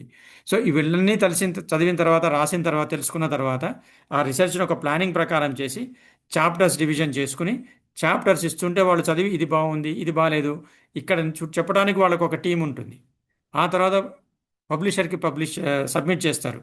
పబ్లిషర్ చదివి మళ్ళీ దానిలో మార్పులు చేర్పులు, అక్కడ ఎడిటింగ్ టీం ఉంటుంది. సో ఇన్ని మార్పులు చెందిన తర్వాత మనకి ఇంగ్లీష్ నవలలు అందుతాయి. సో మనకు వచ్చింది ఏంటంటే ఒక రిఫైన్డ్ ప్రొడక్ట్, రా ప్రొడక్ట్ కాదు, రిఫైన్డ్ ప్రొడక్ట్. మన తెలుగులో అలాంటి వ్యవస్థ లేదు. డబ్బులు ఒకటే కాదు, మన తెలుగులో అలాంటి వ్యవస్థ లేకపోవడానికి కారణం ఏంటంటే రకరకాలు ఉన్నాయి. అవి మన నెమ్మదిగా ఇది ఈసారి ఒక నేను ముఖ్య అతిథి అనుకుంటానే కాదు, బహుశా భవిష్యత్తులో కూడా ఇలా వచ్చి మనం కంటిన్యూ కలిస్తేనే మనం అనేక విషయాలు మాట్లాడుకోగలుగుతాం. ఒక లెక్చర్ ఇచ్చేసి నా పని అయిందని వెళ్ళిపోతే కుదరదని నేను అనుకుంటున్నాను. కాబట్టి అలాగే అనుకుంటాను. మనం, మీరు అనుకోకుండా నేను వచ్చి జాయిన్ అవుతాను, అది వేరే సంగతి. సో ఇది అదృష్టవంతులు. మనం చేయాల్సిన పని ఏంటంటే, డబ్బు ఎలాగో రాదు మనకి, మనం ఒక రీసెర్చ్ టీం మెయింటైన్ చేయలేము, అందరికీ పుస్తకాలు, కాస్ట్లీ పుస్తకాలు కొనేటువంటి వ్యవస్థ లేదు మనకి. పోనీ లైబ్రరీస్ కూడా ఈ మధ్య కాలంలో తగ్గిపోతున్నాయి, లైబ్రరీ రీచ్ కూడా లేదు. అన్ని బుక్స్ అంటున్నారు, అన్ని ఈ బుక్స్ అంటున్నారు. ఈ బుక్స్ చదవటం మనకు కొంచెం కష్టము. పైగా వాటిని స్టోర్ దగ్గర నుంచి రకరకాల ప్రాబ్లమ్స్ వస్తాయి, అన్నీ అవైలబుల్ ఉండవు. కాబట్టి మనం ఏం చేయటం అంటే ఇతరులు రాసిన రచనల మీద ఆధారపడి, అంటే ఇంగ్లీష్ రచన లోపల మనం చదివినప్పుడు, ఉదాహరణకు నేను ఆ పని చేస్తాను. ఒక నవల్లో నేను ఒక బాంబుని తయారు చేయాలి, మా విలన్ ఒక బాంబు తయారు చేయాలి. ఆ బాంబు తయారీ ఎక్కడి నుంచి తీసుకున్నాను, ఫ్రెడరిక్ ఫోర్సిత్ నవల్లో వాడు బాంబు తయారీ గురించి చెప్తాడు. సో క్లియర్గా బాంబు తయారీ ఎలా జరుగుతుందో చెప్తారు. ఇప్పుడంటే గూగుల్ నుంచి చూసి కొడుతున్నారు బాంబు ఎలా తయారు చేస్తారని. మేము రాసేటప్పుడు గూగుల్ లేవు. ఫ్రెడరిక్ ఫోర్సిత్ నవల్లో బాంబు తయారీ నోట్ చేసుకోవటం, ఒక నోట్బుక్ పెట్టుకోవడం. పుస్తకాలు కొనే డబ్బులు కూడా లేవు, 400, 500 ఉంటాయి పుస్తకాలు. కాబట్టి ఒక డైరీ పెట్టుకుని బాంబు తయారీ అని హెడింగ్ పెట్టి వాడు ఏం చేశాడు అనేది చేతితో రాసుకోవటం, అలా మెయింటైన్ చేసేవాళ్ళం. అలాగే మనకి వర్ణనలు చేయాలి. ఫస్ట్ ఏం చేసినా బీరకాయలు తీసుకున్నాం అక్కడ గొడవలి పోయి ఉన్నాయి. ఎవరో మ్యూట్ చేసుకోవాలనుకుంటాను. గొడవకాకరకాయలు కావాలని అట్లే మేడం సునంద మేడం, మీ దగ్గర నుంచి సౌండ్ వస్తుంది, మ్యూట్ చేసుకోండి madam. Sunanda madam, madam mute చేయండి మేడం, మ్యూట్ చేయండి. సో ఎక్కడో ఉన్నాను. ఇది ఒక పెద్ద ప్రాబ్లం. ఇప్పుడు చూసారా, ఇలా మాట్లాడుతూ ఒక బ్రేక్ వస్తేనే ఏం మాట్లాడుతాయో మర్చిపోయాను. నవల రాసేటప్పుడు మధ్యలో బ్రేక్ వచ్చి మళ్ళీ నెల తర్వాత కూర్చున్నప్పుడు మళ్ళీ అదే మూడుకు రావాలి. సో ఇప్పుడు మీరు ప్రత్యక్షంగా చూస్తున్నారు. సో బాంబు తయారు చేయడం వచ్చేసాను. బాంబు దగ్గర ఆగిపోయాం. ఎవరో యాంటీ టెర్రరిస్ట్ స్క్వాడ్లో ఉన్నట్టున్నారు. బాంబు అనగానే మనకు బ్రేక్ ఇచ్చారు. సో ఇదే కాదు, మీరు మనం ఇప్పుడు పోయి అమెరికాలోనో లేకపోతే స్విట్జర్లాండ్లోనో మంచుని మనం వర్ణించలేము. మంచు వర్ణనకి మన ప్రబంధాలు బాగా పనికొస్తాయి. ప్రబంధాల వర్ణనలు, మీరు ప్రబంధాలు చదివితే అత్యద్భుతమైన వర్ణనలు, వెన్నెల వర్ణనలు ఉంటాయి. సో ఆ వర్ణనలు కూడా మనం దాచిపెట్టుకోవాలి రాసుకుని. ఉదాహరణకి మనుచరిత్రము ఒక నోట్బుక్ పెట్టుకోండి. అతను వాడే పదాలు ఉంటాయి, వర్ణనలు ఉంటాయి, హిమాలయ వర్ణనలు. సో ఇవన్నీ మనం రాసుకోవటం. ఎప్పుడైనా మన హీరో హిమాలయన్ ట్రెక్కింగ్ చేయాల్సి వచ్చింది అనుకోండి, మనం ట్రెక్కింగ్కి వెళ్ళలేదు అనుకోండి, ఈ వర్ణనలు అక్కడ పెట్టచ్చు. అలాగే మీరు ఇంగ్లీష్ రచనలు చదివితే చాలా అద్భుతమైన వర్ణనలు ఉంటాయి. వాళ్ళు ఇంగ్లీష్ రచనలు ఏంటంటే ప్రతి ఒక్క విషయము వాళ్ళు చాలా సుదీర్ఘంగా, చాలా సవివరంగా మెయింటైన్ చేస్తారు. తెలుగులో మనం అలా చేయలేము, ఇంట్రెస్ట్ పోతుందని ఒక ఫీలింగ్ ఉంటుంది. అండ్ అంత అబ్జర్వేషన్ కూడా అవసరం దానికి. కాబట్టి అక్కడ నుంచి మనం ఇక్కడ తీసుకుని సూపర్ పోజ్ చేయొచ్చు. ఉదాహరణకి డెస్మండ్ బ్యాగ్లే, తర్వాత ఆర్థర్ హేలీ, అలెక్స్ హేలీ, ఇలాంటి రచయితలు ఉన్నారు. వీళ్ళు ఏంటంటే చాలా రీసెర్చ్ చేస్తారు. అలెక్స్ హేలీ హోటల్ అని ఒక నవల రాశాడు అనుకోండి, మీరు ఇంట్లో కూర్చుని బయట అడుగు పెట్టకుండా ఆ నవలను రిఫరెన్స్గా పెట్టుకుని హోటల్లో మర్డర్ మిస్టరీ రాసేయచ్చు. హోటల్ పనితీరు, వాళ్ళు వంటలు ఎలా చేస్తారు, వెయిటర్లు వాళ్ళ జీవితాలు ఎలా ఉంటాయి, హోటల్ మెయింటెనెన్స్కి ఎలా ఉంటుంది, మేనేజర్ ఎలా ఉంటాడు, వాళ్ళ ఓనర్ ఎలా ఉంటాడు, ఎన్ని సమస్యలు ఉంటాయి, హోటల్లో దొంగతనాలు ఎలా జరుగుతాయి, ఇవన్నీ ఇక్కడ టెక్నిక్. మనం ఈ ఇన్ఫర్మేషన్ సేకరించడంతో పాటు ఇన్ఫర్మేషన్ని నవల గమనం దెబ్బతినకుండా ఎలా నవలలో భాగం చేస్తాడు అనేది మనం గమనించాలి. వాళ్ళు బోర్డుని పేజీలు పేజీలు ఇన్ఫర్మేషన్ ఇస్తారు. చెప్పాను కదా, వాళ్ళు రీసెర్చ్ ఇలా చేస్తారు. ఉదాహరణకి ఈ హోటల్ ఒకటి చెప్పాను, ఓవర్లోడ్ అని ఒక నవల ఉంది. అదంతా ఎలక్ట్రిసిటీ డిపార్ట్మెంట్ గురించి. సో అసలు ఎలక్ట్రిసిటీ లోడ్ షెడ్డింగ్ ఎందుకు అవుతుంది, ఫ్యూజ్ ఎందుకు పోతుంది, అది పోతే ఏం జరుగుతుంది, ఇప్పుడు మనం కళ్ళారా చూస్తున్నాం. హఠాత్తుగా మొత్తం ఎలక్ట్రిసిటీ ఒక నగరంలో పోయిందనుకోండి, అప్పుడు ఎన్ని సమస్యలు అనుభవిస్తాము, అవన్నీ అక్కడ కనిపిస్తాయి. అలాగే ఫ్లడ్స్ వచ్చినప్పుడు ఎలా ఉంటుంది, తుఫాన్లు ఎలా ఉంటుంది. శ్రీకాంత్ అని శరత్ చంద్ర చటర్జీ నవల ఉంది, చాలా ఫేమస్ నవల. శ్రీకాంత్ నవల్లో ఒక అద్భుతమైన దృశ్యం ఉంటుంది. హీరో శ్రీకాంత్ సముద్రంలో ప్రయాణం చేస్తుంటాడు, ఇండియా నుంచి బర్మా వెళ్తూ. అప్పుడు అక్కడ తుఫాన్ వస్తుంది. అతను తుఫాన్లో డెక్ మీదకి వెళ్ళొద్దంటే ఇతను డెక్ మీదకి వెళ్ళి ఆ తుఫాన్లో ఆ అలలు ఎగటము, ఎగసి పడటము, లేకపోతే మెరుపులు మెరవటము, అదంతా అద్భుతంగా వర్ణిస్తాడు. మనం అది నోట్ చేసి పెట్టుకోవడం. ఎప్పుడన్నా వచ్చినప్పుడు అలాగే వర్ణించాలని లేదు, అది బేస్ చేసుకుని రాయొచ్చు. ఇంకొకటి, సినిమా పాటల్ని కూడా తక్కువ అంచనా వేయద్దు. సినిమా పాటల్లో కూడా అత్యద్భుతమైన పదబంధాలు ఉంటాయి, వర్ణనలు చాలా అద్భుతంగా ఉంటాయి. ఏకవీర అని ఒక సినిమా ఉంది. ఎలనాగ నయనాల కమలాలలో దాగి ఎదలోన కదలే తుమ్మెద పాట విన్నాను, చాలా ఉంది, ఒక గ్యాంగ్. తర్వాత మీకు ఏ పారిజాతములు ఇయ్యగలనో చెల్లింది. మన హీరో సున్నిత మనస్కుడు, హీరోయిన్. ఈ హీరోతోటి ఇవే పదాలు, ఇవే భావనలు మనము మన ధోరణిలో, మన భాషలో మనం పెట్టచ్చు. సో ఇది కూడా మీకు ఒక క్లూ ఇస్తున్నాను. సినిమా పాటలు కూడా నెగ్లెక్ట్ చేయొద్దు. సినిమా పాటల్లో కూడా మంచి మంచి భావాలు ఉన్నాయి, వాటిని దాచిపెట్టుకోవాలి మనం. అప్పుడప్పుడు సినిమా పాటలు, ముఖ్యంగా నారాయణ రెడ్డి పాటలు, వేటూరి సుందరరామూర్తి, సిరివెన్నెల సీతారామ శాస్త్రి, దాశరథి, ఇలాంటి వాళ్ళు మంచి మంచి పదాలు దొరుకుతూ ఉంటాయి. కృష్ణశాస్త్రి భావనలు, ఎవరు నేర్పేరమ్మ ఈ కొమ్మకు, పులిమ్మని రెమ్మరెమ్మకు అంటారు. సో చాలా అద్భుతమైన భావన. So wondering about how God created this అంటే ఒక నవలని సుసంపన్నం చేయడం కోసము ఇవన్నీ అలంకారాలు. నేను కన్వెన్షనల్గా వస్తువు, శిల్పము ఇవి చెప్పట్లేదు. అవన్నీ క్రిటిక్స్కి అవసరము, నవలని విమర్శించే వాళ్ళకి, రచనలు విమర్శించే వాళ్ళకి అవసరము. రచయిత రాసేటప్పుడు ముగింపు, ఎత్తుగడ, శిల్పం అని చూస్తే రాయలేడు. రచయిత ముందుగా తన భావ వ్యక్తీకరణ స్వేచ్ఛగా చేయాలి.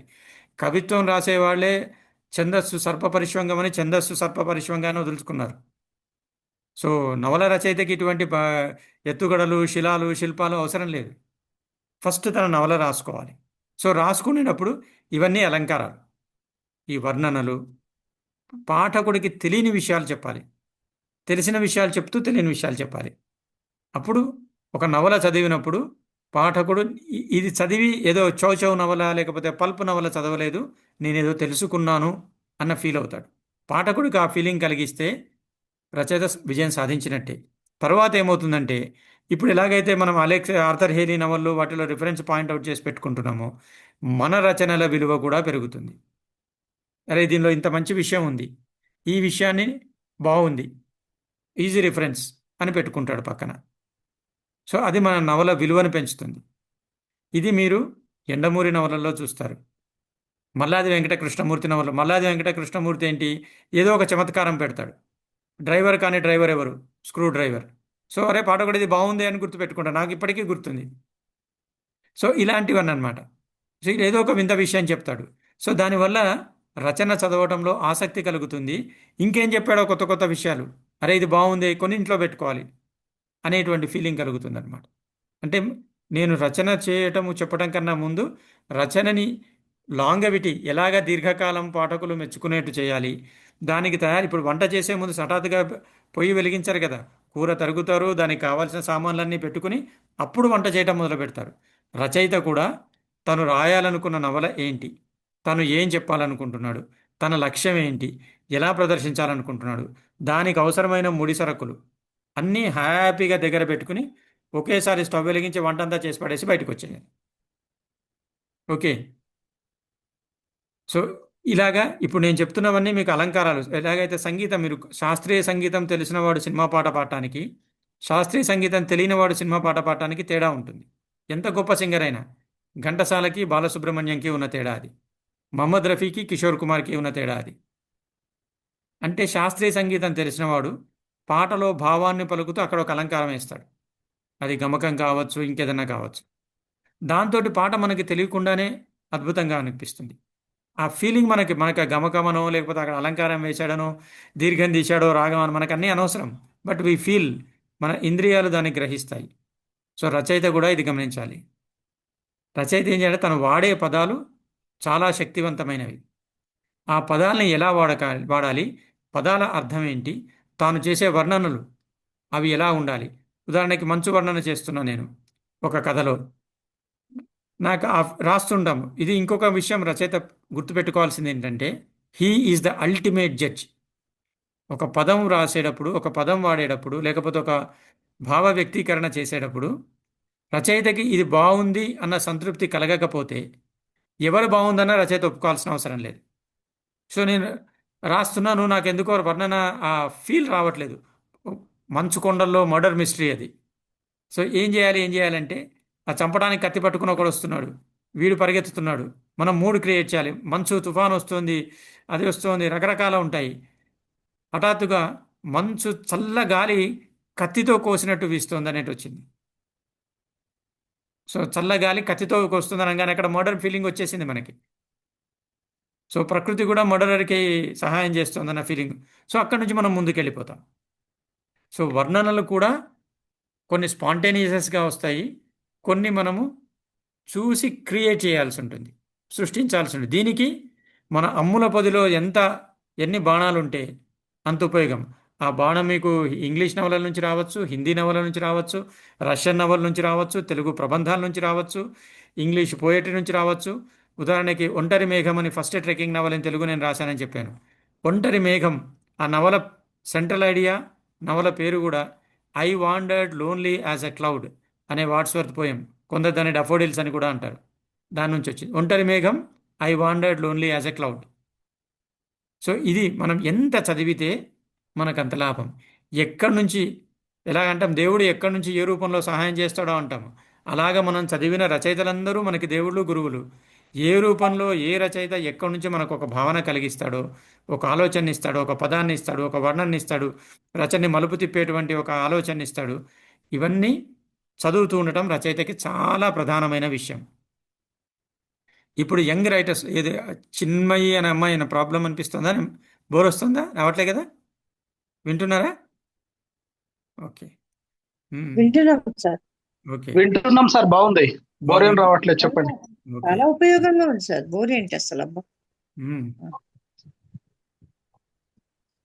సో ఇప్పుడు మనం ఏంటంటే ఈ రచనలు చేసేటప్పుడు ఇవన్నీ మనము సమకూర్చుకోవాలి. ఒక్కోసారి ఏమవుతుందంటే రచన చేస్తున్నప్పుడు మన దగ్గర లేనటువంటిది రాయాల్సి వస్తుంది. అప్పుడు రిఫరెన్స్ బుక్స్ అవసరం అవుతాయి. మీరు నా వెనక గనక చూస్తే ఇవన్నీ ఎన్సైక్లోపీడియాలు.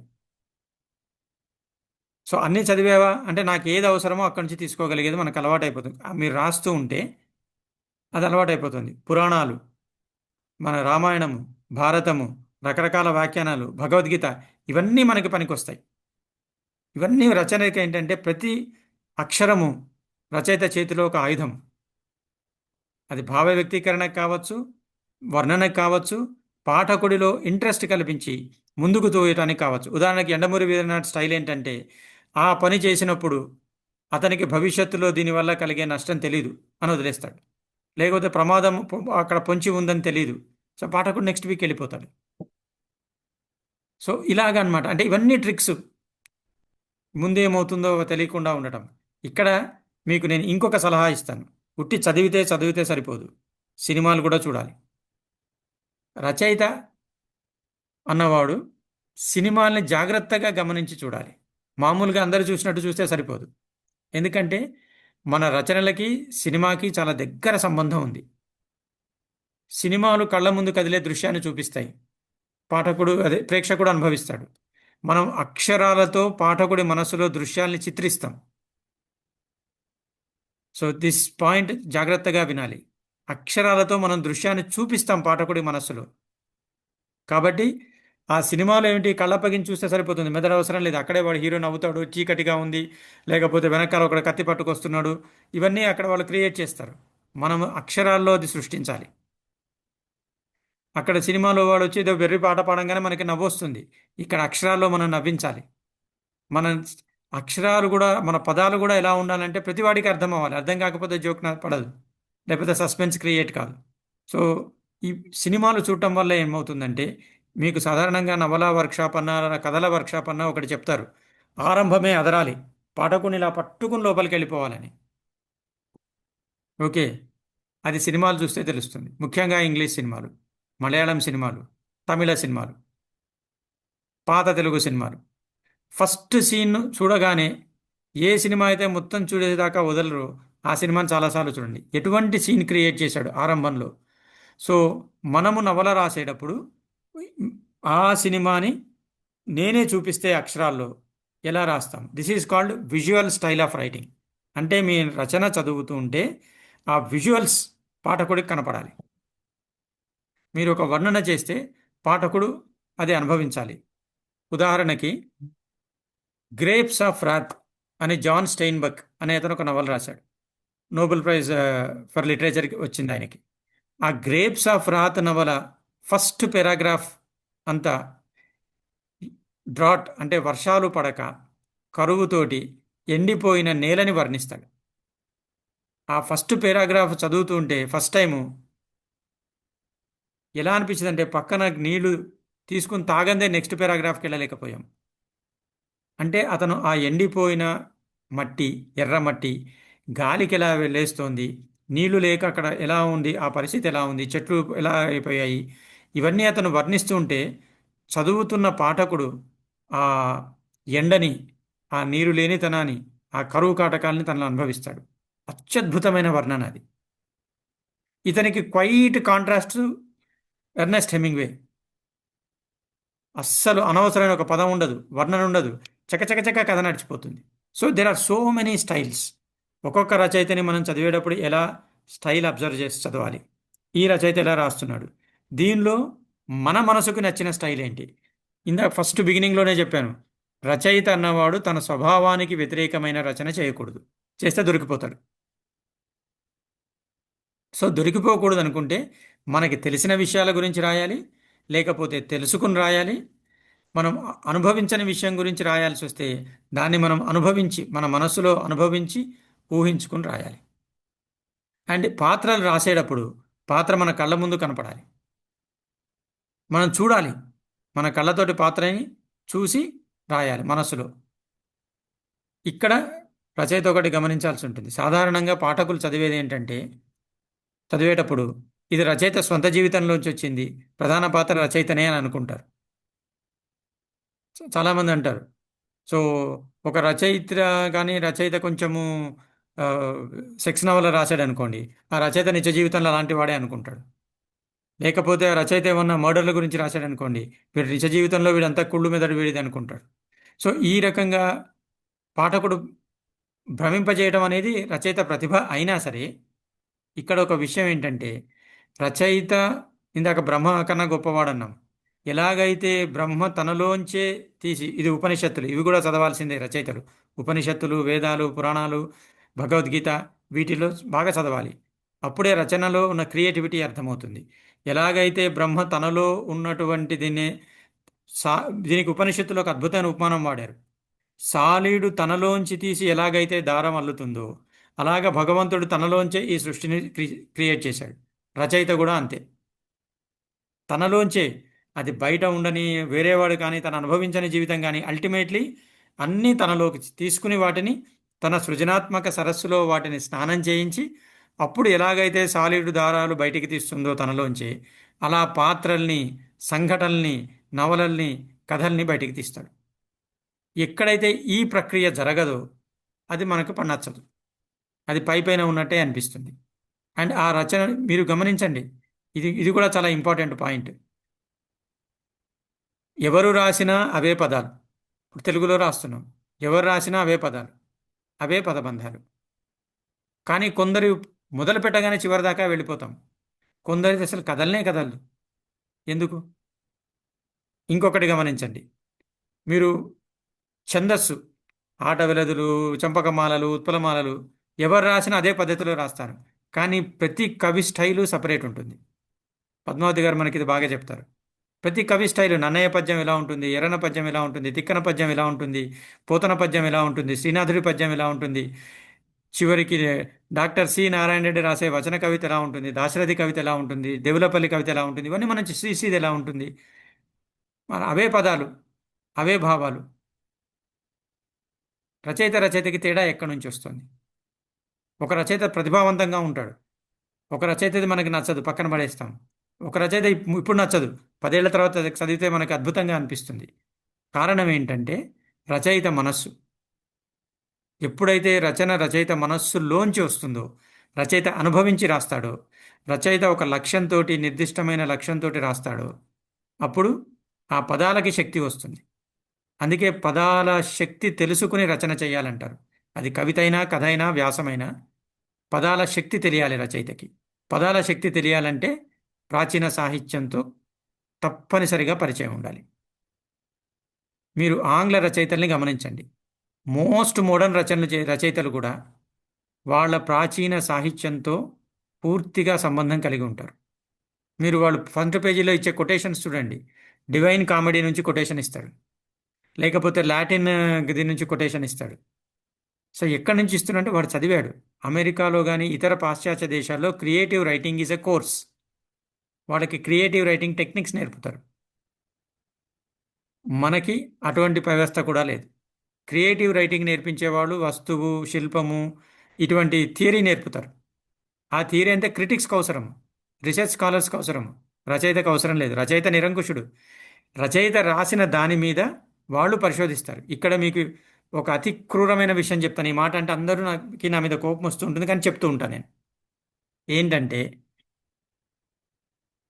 పబ్లిషరు, ఎడిటరు, క్రిటిక్ వీళ్ళందరూ పరాన్న జీవులు, పారాసైట్స్. ఎవరి మీద? రచయిత మీద. ఎందుకంటే రచయిత క్రియేటర్.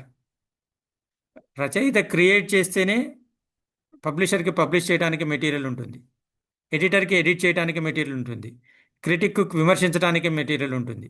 రచయిత లేకపోతే వీళ్ళకి అసలు జీవికనే లేదు, వీళ్ళకి అస్తిత్వం లేదు. ఎవరిని ఎడిట్ చేస్తాడు, ఎవరిని పబ్లిష్ చేస్తాడు, ఎవరిని క్రిటిసైజ్ చేస్తాడు? సో రచయిత is the creator, he supreme. రచయితకి ఇది రాయి, ఇది రాయకూడదని ఎవ్వరూ చెప్పాల్సిన పని లేదు. క్రిటిక్కులు మన వాళ్ళు చెప్తారు, సామాజిక స్పృహ ఉన్న రచనలే రాయండి అని. ఇలా చెప్పిన వాళ్ళు పాశ్చాత్య దేశాల లోపల రాసినటువంటి హారర్ స్టోరీస్ని, సైన్స్ ఫిక్షన్ స్టోరీస్ని విమర్శిస్తారు, గొప్ప రచనలని పరిచయం చేస్తారు. అంటే విదేశీయులు రాస్తే రాయొచ్చు, మనం రాయకూడదా? ఇంకొకటి, ఈ మనకి తిట్టే వాళ్ళందరూ, ఎవరైతే ఇవి రాయకూడదనే వాళ్ళందరూ చిన్నప్పుడు డిటెక్టివ్ కథలు ఏవి, ఇప్పుడు వాళ్ళు మళ్ళీ కొమ్మూరి సాంబశివరావు, టెంపోరావు, నర్సను ఇలాంటి వాళ్ళ రచనలు, డిటెక్టివ్ నవరచన చదివి రచనలోకి, రచనా రంగంలోకి వచ్చినవాడు. అవన్నీ మెట్లు, చదవటంలో తప్పులేదు. ఇంగ్లీష్ చదవాలంటే ముందు పుట్టగానే ఎవరు ఇంగ్లీష్లో మిల్టన్ని, షేక్స్పియర్ని చదవలేరు. వాళ్ళు ముందు జేమ్స్ హ్యాడ్లీ చేస్తూ మొదలు పెట్టాలి. జేమ్స్ హ్యాడ్లీ చేసి నుంచి ఒక్కొక్క మెట్టు కమర్షియల్ నుంచి వాళ్ళు క్లాసిక్కి వస్తారు. సో అలాగే తెలుగులో ఒక వ్యవస్థ ఉండేది ఇంతకుముందు. ఇటువంటి అన్ని పత్రికల్లో రకరకాల రచనలు వచ్చాయి, క్రైమ్లు, మర్డర్లు, సస్పెన్స్లు. మా చిన్నప్పుడు పాంచ్ కడీ దేవ్ అనే రచయిత డిటెక్టివ్ నవలలు రాసేవాడు. అద్భుతంగా అలా చదవడం అలవాటు అయిపోతుంది, మనకి రాయడం అలవాటు అయిపోతుంది. సో ఈ రచనలన్నీ చదువుకుంటూ ఒక్కొక్క మెట్టు ఎక్కి క్లాసిక్ రచనలు, ఫిలాసఫికల్ రచనలు ఇటువంటి వాడికి ఎదిగారు వాళ్ళు. వాళ్ళు ఎదిగిన తర్వాత కిందనున్న మెట్లు తీసేశారు. ఇటువంటి రచనలు రాయకూడదని, డిటెక్టివ్ రచనలు రాసేవాళ్ళు తప్పు, హారర్ స్టోరీస్ రాసేవాళ్ళు తప్పు అని తీసేశారు. దాంతో పుట్టగానే ఎవరు క్లాసిక్స్ చదవలేరు, సీరియస్ రచనలు చదవలేరు. దాంతో తెలుగు పాఠకులు సగం మంది దూరం అయిపోయారు. తెలుగు పఠనం తగ్గిపోయింది. కారణం ఏంటంటే మనల్ని మనం ఐడెంటిఫై చేసుకునేదో, ఆసక్తికరంగా చదివేదో మనకు తెలుగులో దొరకట్లేదు. నిజ జీవితంలో బాధలే అనుభవిస్తున్నాము. రచనల్లోనూ బాధలు, గాథలు, వేదనలు, అణచివేతలే ఉంటే పాఠకుడికి రిలీఫ్ ఏది? So somewhere along the line ఒక జనరేషన్ తరాలు పాఠకులు దూరం అయిపోయారు. కొత్త రచయితలు రాగానే ఇటువంటి వర్క్షాప్స్ పెట్టి మీరు ఇవి రాయకూడదు, ఇవి రాయాలి, సామాజిక స్పృహ ఉంటేనే రచన అని చెప్పి వాళ్ళని బ్రెయిన్ వాష్ చేసి దారి మళ్ళిస్తున్నారు. కాబట్టి మీరు ఫస్ట్ గుర్తుపెట్టుకోవాలంటే రచయిత ఈజ్ ద క్రియేటర్. మిగిలిన వాళ్ళందరూ రచయిత మీద ఆధారపడే పరాన్న జీవులు. So they are all parasites on writer. So parasite చెప్పిన మాట ఒరిజినల్ హోస్ట్ వింటాడా? కానీ ఇక్కడ మన దగ్గర వింటున్నాడు కాబట్టి వినాల్సిన అవసరం లేదు. ఇది ఫస్ట్ గుర్తుంచుకోండి. మీరు కొన్ని రచనలు రాసి మీరు కొంచెం దృష్టికి రాగానే పెద్ద పేరున్న వాళ్ళు మీ దగ్గరికి వస్తారు. నీకు చాలా భవిష్యత్తు ఉంది, అద్భుతంగా రాస్తున్నారు, మీరు ఇలా రాయండి అని సూచనలు ఇస్తారు. మీకు పేరు రావచ్చు, సన్మానాలు అందచ్చు, but the writer in you will be dead. ఆ క్రియేటివిటీ, ఆ తపన, ఎంతోమంది రచయితలు ఆరంభంలో ఎంతో ప్రామిసింగ్, ఎంతో పైకి వస్తారనుకున్న వాళ్ళు ఈ ప్రలోభాల్లో, అవార్డులు లేకపోతే షాళ్ళు కప్పించుకోవటాలు, స్టేజ్ ఎక్కి మాట్లాడే ప్రలోభాల్లో పడి రచనలు చేయటం మానేశారు, చేయలేకపోతున్నారు. సో ఫస్ట్ మీరు గుర్తుంచుకోవాల్సింది ఏంటంటే మీ లక్ష్యం ఎలాంటి రచన చేయాలనుకుంటున్నారు నిర్ణయించుకుని ఎవరేమన్నా దారి నుంచి తొలగద్దు. ఓకే, ఎందుకంటే యు ఆర్ ద క్రియేటర్. మీకు అయాన్ రాండ్ అనే రచయిత పేరు మీరు వినుంటారు, వినకపోతే ఆవిడ రచన చదవండి. ఆవిడ రకరకాలు చేసింది, కానీ 3 రచనలు చాలా famous: we the living, the fountain head, atlas shrugged. ఇంత లెంత్ ఉంటాయి, చూసి భయపడకండి. అదే ఇంగ్లీషు, కానీ అయాన్ రాండ్ ఇంగ్లీష్ చదువుతుంటే ఎలా ఉంటుందంటే ఒక మంచి రైలు మార్గంలో కొత్తగా రైలు వేసిన తర్వాత సూపర్ ఫాస్ట్ ట్రైన్ దాని నుంచి ప్రయాణిస్తుంటే ఎంత స్మూత్గా ఉంటుందో అంత స్మూత్గా ఉంటుంది. ఆమె రోడ్డుని ఒక రైలు ప్రయాణాన్ని దాదాపుగా 15-20 పేజీలు వర్ణిస్తుంది. ఒక్క అక్షరం కూడా వదలకుండా చదువుతాం మనం. సో ఏమిటా టెక్నిక్, ఆ శక్తి ఎట్లా వచ్చింది పదాలకి అనేది మనము రచయితలుగా గమనించి, మనం అయాన్ రాండ్ కాము, కాకూడదు కూడా, ఎందుకంటే మనమే. కానీ ఎలా సాధించగలం అనేది మన పరిధి లోపల మనం ప్రయత్నించాలి. సో దాదాపుగా గంట అయిపోయింది అనుకుంటా. నేను ఇవాళ చాలా విషయాలు చెప్పాను, కానీ ఇంకా చెప్పాల్సినవి చాలా చాలా చాలా ఉన్నాయి. So to sum up, first thing ఏంటంటే రచయిత బాగా చదవాలి. ఇతరులు చదివినట్టు చదివితే సరిపోదు, చదివేటప్పుడు అబ్జర్వ్ చేయాలి, పదాలు ఎలా ఇంకోటి సీన్ క్రియేషన్ గురించి మనం నెక్స్ట్ కలిసినప్పుడు. సీన్ క్రియేషన్ నవలకి చాలా ఇంపార్టెంట్. సినిమాలో కూడా సీన్ క్రియేషను, మనకు కూడా నవల్లో కూడా సీన్ క్రియేషన్ చాలా. నీకు ఎందుకు చెప్తున్నానంటే సాధారణంగా ఉన్న అపోహ నవల రచయితలు స్క్రిప్ట్ రచయితలు, సినిమా స్క్రిప్ట్ రచయితలు కాలేరు అని. కానీ నవల రచనకి స్క్రిప్ట్ రచనకి తేడా లేదు. సినిమా స్క్రిప్ట్ ఎలా రాస్తారు? ఇటు డైలాగులు రాస్తారు, ఇటు వర్ణనలు రాస్తారు. సో నవలని విడగొట్టి వర్ణనలు ఇటువైపు, నవలలో ఉన్న డైలాగులు ఇటువైపు రాస్తే సినిమా స్క్రిప్ట్ అయిపోతుంది. అంత సింపుల్. కొంచెం అటు ఇటు మార్పులు చేసుకోవాలి అంతే. కాబట్టి సినిమాల్ని అబ్జర్వ్ చేయటం, నవలల్ని చదవటము, సినిమా పాటల్ని గుర్తుంచుకోవటం, నచ్చిన పాటల్ని బట్టి పెట్టడమే. పాటల్ని బట్టి పెట్టడం చాలా సులభం, టెక్స్ట్ బుక్ బట్టి పెట్టినట్టు కాదు కాబట్టి. సో చదివేయటమే, గుర్తుపెట్టుకోవటమే, ఒక నోట్బుక్ పెట్టుకోవడం, మీకు నచ్చినవి రాసుకోవటం. సోమర్సెట్ మామ్ అనే తను రాసిన నవలలు, రచనలు, కథలు ఎంత బాగుంటాయో. రైటర్స్ నోట్బుక్, సమ్మింగ్ అప్ అనే రచనలు ఎలా చేయాలని 2 బుక్స్ రాశాడు. రైటర్స్ నోట్బుక్లో ఆయన అబ్జర్వ్ చేసిన విషయాలు కథలుగా మలుచుకోవాలని రాసుకున్నాడు. సమ్మింగ్ అప్ లోపల మొత్తం అసలు రచనా ప్రక్రియ గురించి రాశాడు. అతను చెప్పింది మాకు చిన్నప్పుడు పాఠం ఉండేది: లూసిడిటీ, సింప్లిసిటీ, యూఫోనీ. ఈ 3 రచయితకు ఉండవలసిన ప్రధాన లక్షణాలు. లూసిడిటీ అంటే చాలా స్పష్టంగా, ఎటువంటి సందిగ్ధం లేకుండా చక్కటి పదాలతోటి సరళమైన సులభమైన తరళమైన పదాలతోటి రాయాలి. సింప్లిసిటీ, ఆ పదాలు కూడా అది అతి భయంకరంగా నటరాజా శతసహస్ర రవితేజ లాగా ఉండకూడదు. పాలనేత్ర సంప్రభవ జ్వాలలు ప్రసవశరణి దహించగా లాంటివి ఉండకూడదు. అవసరమైనప్పుడు అవి కూడా వాడాలి. అవసరమైనప్పుడు అవి వాడకుండా శివుడి మూడో కన్ను నుంచి మంటలు వచ్చాయని రాస్తే సరిపోదు. సో అప్పుడు అలాగే రాయాలి. సో ఈ సందర్భాన్ని బట్టి ఏ పదాలు రాయాలి అనేది లుసిడిటీ, సింప్లిసిటీ, యూఫోనీ. యూఫోనీ అంటే పదాల్లో ఒక మ్యూజిక్ ఉండాలి. ఆ పదాలు రాసేటప్పుడు చదువుతుంటే పాఠకుడికి నోట్లో ఒక కండ శర్కర కదులుతున్నట్టు ఉండాలి, ఒక తేనె తాగుతున్నట్టు ఉండాలి. ఆ పదాల్లో ఆ లుసిడిటీ, సింప్లిసిటీ, యూఫోనీ, ఈ మూడు ప్రచేత సాధించాలంటే ఇప్పుడు ఈ మధ్య మాండలికంలో రాసేస్తున్నారు. తప్పులేదు. మాండలికం కూడా కొందరు రాస్తే చాలా అద్భుతంగా ఉంటుంది. పెద్దింటి అశోక్ కుమార్ అని మనకు ఒక కథా రచయిత, నవల రచయిత ఉన్నారు. ఆయన చాలా బ్యూటిఫుల్గా మాండలికంలో రాస్తాడు. అలాగే మనకి నామిని సుబ్రహ్మణ్యం నాయుడు, ఆయన మాండలికం కూడా చాలా బాగుంటుంది. అసలు చదువుతుంటే హాయిగా ఉంటుంది. ఇటీవల కాలంలో ఎండపల్లి భారతి అని ఒక ఆవిడ రాస్తోంది. సో అవి కథలా కావా అన్న చర్చ పక్కన పెడితే మాండలికం చదువుతుంటే మనకి మనోహరంగా అనిపించాలి. అయితే కొందరు మాండలికం పేరుతో బూతులు రాస్తున్నారు. అంత అవసరం లేదు, రాయాల్సిన అవసరం లేదు. అది పక్కన పెట్టి ఆ పదాలు, ఎటువంటి పదాలు వాడుతున్నారు, ఎలా వాడుతున్నారు, ఒక భావాన్ని ఎలా వ్యక్తపరుస్తున్నారు, రచయిత చదువుతూ అబ్జర్వ్ చేసుకుంటూ జ్ఞప్తికి గుర్తుపెట్టుకోవచ్చు, రాసుకోవచ్చు, ఆ నోట్బుక్ రిఫర్ చేసుకోవచ్చు. సో ఒకళ్ళని గమనించటం కానీ ఒకళ్ళని అనుసరించి రాయడంలో తప్పు లేదు. కానీ ఆ అనుసరించటంలో మనదైన పద్ధతి మనకు ఉండాలి. ఓకే. సో ఇవాళకి ఈ పాయింట్లు మీరు నోట్ చేసుకున్న తర్వాత వచ్చే వారము నెక్స్ట్ ఎప్పుడో మీరు చెప్తే మళ్ళీ మనం ఒక జూమ్ మీటింగ్ పెట్టుకుని